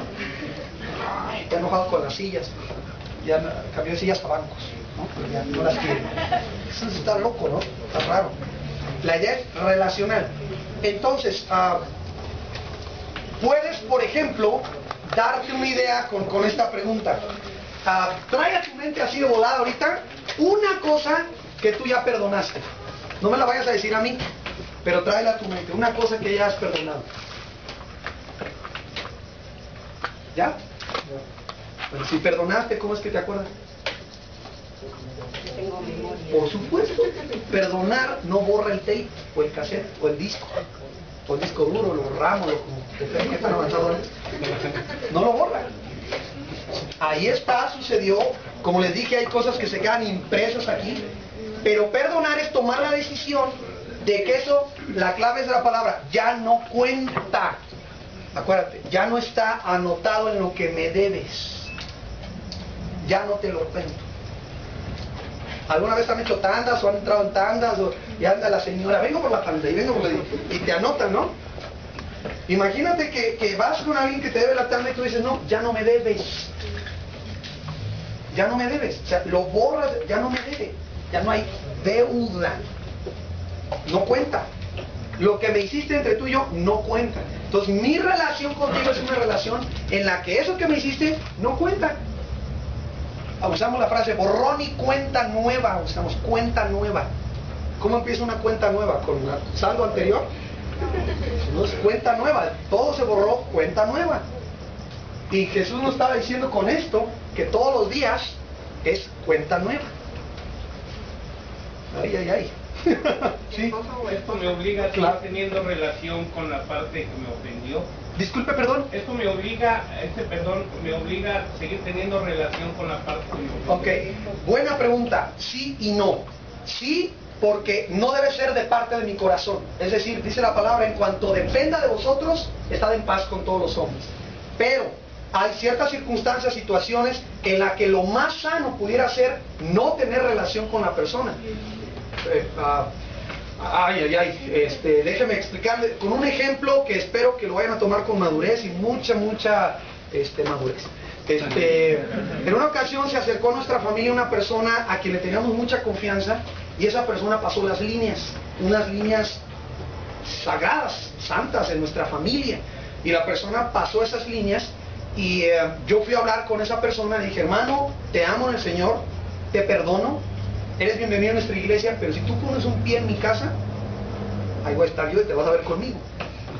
No eres bienvenido a mi casa, pero en la iglesia, bienvenido. Entonces la persona misma fue la que puso la distancia. Pero hasta el día de hoy, hermano, si yo viera a esa persona, yo puedo ir sin problemas y abrazarle, pero no creo que la persona podría hacer lo mismo. ¿Me explico? Pero en mi corazón, nada con la persona. Dios nos lavó, nos guardó, nos limpió. El problema es cuando no hay relación, pero porque yo tengo algo. Ahí es cuando ya yo ando cargando el problema, ¿verdad? Entonces, en ese caso, había riesgo para mi familia, y entonces yo tomé la decisión de que no continuara esa relación. Pero yo, como individuo, como varón, puedo ver a este varón y sin problemas. Pero él no me puede ver. Pero me entiende, hermano. O sea, porque el hermano ha ofendido, ¿no? No le ofendí yo. Y mi corazón está limpio. Y eventualmente, si yo observara que no hay riesgo a mi familia y el hermano ha cambiado, mi casa se abre para esa persona. ¿Me expliqué? ¿Verdad? Entonces, en el caso de, no sé, familiares o la esposa, ex esposa de esposo, ex esposo, padre, el tío, es lo mismo. El tío que afectó a este niño, el chavo o la persona cuando crece debe perdonar. Pero el padre tiene que ser sabio en que a veces no es sabio exponer al chico a una relación y forzarle a tener una relación con el tío porque no está listo y va a hacer más daño. Entonces hay veces que lo más sabio es poner distancia, que la persona perdone, Dios empieza a sanar su corazón y entonces ya buscar la posibilidad, ¿verdad?, de restituir esa relación, porque la voluntad de Dios es esa, que en cuanto dependa de nosotros, debemos estar en paz con todos los hombres, ¿verdad? ¿Sí? Ok. Ya nos sacamos la sopa aquí, ¿verdad, hermanos? Ahí me guardan la sopa, ¿eh? No vayan a regarla. Ok, terminamos. Dice, perdonar es tomar la decisión de soltar la ofensa. Soltar la ofensa. Puede estar viva en la memoria, pero ya no hace el daño que hacía antes. ¿Ya vieron eso? Ahí está, viva en la memoria, pero ya no es darle vueltas a la navaja, ¿no? Ya no hace daño. Ahí está, pero ya no hace daño. Ni me hace ver a la persona a través de ese evento o la herida que causó. Si el que te ofendió se llama Nepomuceno, ¿no? Bueno, cuando tú ves a Nepomuceno, si todavía es Nepomuceno el golpeador, algo no ha pasado todavía, ¿no? Si es Nepomuceno el ratero, es que algo todavía está ahí. Tiene que ser Nepomuceno el que necesita misericordia, como Jesús dice en la Biblia, tuvo compasión. Y bueno, ¿qué decir? El ejemplo más grande, ¿quién es? Pues Jesús. A él lo estaban clavando en una cruz, ¿cierto? Ofendiéndolo mientras estaba allí, y él dice, Padre, perdónalos, porque no saben lo que hacen. Perdona. Ahora, si él pudo decir eso, no sé cuántos de ustedes los han clavado, aunque sea en Iztapalapa. O sea, el chiste es pues que uno ve lo que le hicieron a Jesús y comparado eso con lo que me han hecho a mí, o sea, estamos en la gloria, ¿no? Estamos bien. Jesús fue traicionado, fue abandonado, fue despreciado, y él perdonó. Imagínate. Bueno, vamos a detenernos aquí, creo ya es posible, ¿verdad? Y ya me pasé 15 minutos, entonces vamos a pararnos aquí. Seguimos el próximo martes, primero Dios, vamos a orar. Señor, gracias por tu palabra. Creo que esta noche nos has hablado como como lo pedimos, Señor. Venimos a ti pidiéndote que hablaras a nuestro corazón y creo que lo has hecho esta noche, especialmente relacionado a este problema del que muchos padecemos, de la falta de perdón, Señor, que a veces creemos tener derecho de mantener a la otra persona atada con esta deuda de ofensas y pensamos que la persona nos debe disculpas y nos debe justicia y nos debe restitución, cuando, Padre, el solo hecho de pensar lo que yo te debía a ti y cómo me lo perdonaste todo, Señor, todo, al punto que ahora soy tu hijo y no solo me perdonaste, sino que me has hecho tu heredero. Padre, ese solo hecho me hace a mí sentirme obligado a perdonar a toda persona, Señor. Guarda nuestros corazones, guarda el corazón de mis hermanos, de mis hermanas, de ser contaminados con rencor, de ser contaminados con resentimientos, porque, Padre, tú nos enseñas en la Biblia que no podremos controlar a los impíos. Siempre habrá gente a nuestro alrededor buscando hacernos daño, pero lo que podemos controlar es nuestro corazón. Y tú nos enseñas que sobre todas las cosas que cuidamos, lo más que tenemos que cuidar es nuestro corazón, porque de él mana la vida. Y te damos las gracias porque hoy nos estás enseñando a defendernos, para que quizás esta tarde, esta misma tarde, cuando alguien nos ofenda, llegando a casa o mañana en el trabajo, en la escuela, podamos blindar nuestro corazón y extender a esa persona compasión y extender a esa persona misericordia, como tú me la extendiste a mí, porque ya fui amado, ya fui perdonado, ya recibí tu misericordia y tu palabra me enseña que la misericordia de hoy fue nueva para conmigo. Es decir, que no la merecía. Yo no merecía misericordia hoy y tú la tuviste conmigo. Y te doy las gracias, Señor. Te alabo, te adoro por ese privilegio de ser tu hijo. Ayúdame a extender ese perdón, esa misericordia a otros de la misma forma que tú me la extendiste a mí. Y eso va a causar que tenga un corazón gozoso, alegre, sano, que pueda, Señor, extender tu misericordia y tu amor, y que otros puedan verte a ti a través de mi vida. Esa es nuestra oración. Yo a mis hermanos, sé que cada uno lucha en sus propias áreas. Sé que hay gente aquí bastante herida, con dolor en su corazón, que piensan que ya es normal, que nunca va a sanar. Pero yo sé que tú estás hablando del corazón, que tú no quieres que eso esté ahí. Quieres que mi hermana y mi hermano estén sanos, limpios. Tú nos dices que has venido a sanar a los quebrantados de corazón. Y yo lo creo, Padre. Gracias por lo que vienes a hacer en nuestra vida. Empieza por enseñarnos que no es normal, que no debo vivir así, que no soy así, que eso no es la vida que tú escogiste para mí. Quieres que viva bendecido con el fruto de tu espíritu, lleno de amor, de paciencia, de gozo, de benignidad, de fe, de bondad, de templanza, de mansedumbre. Y Padre, oro que hagas esto en nuestro corazón esta noche y nos ayudes a salir de aquí tomando la decisión de perdonar. Quizás no sabemos cómo y veamos que va a ser muy difícil, pero que salgamos de aquí entendiendo que tú, como el Rey, nos has perdonado más de lo que cualquiera nos podría ofender a nosotros, de lo que cualquiera nos podría deber a nosotros. Ayúdanos y te damos las gracias en el nombre de Jesús. Hermanos, muchas gracias por su paciencia. Nos vemos el próximo martes, primero Dios, para ver si ya terminamos nuestras clases.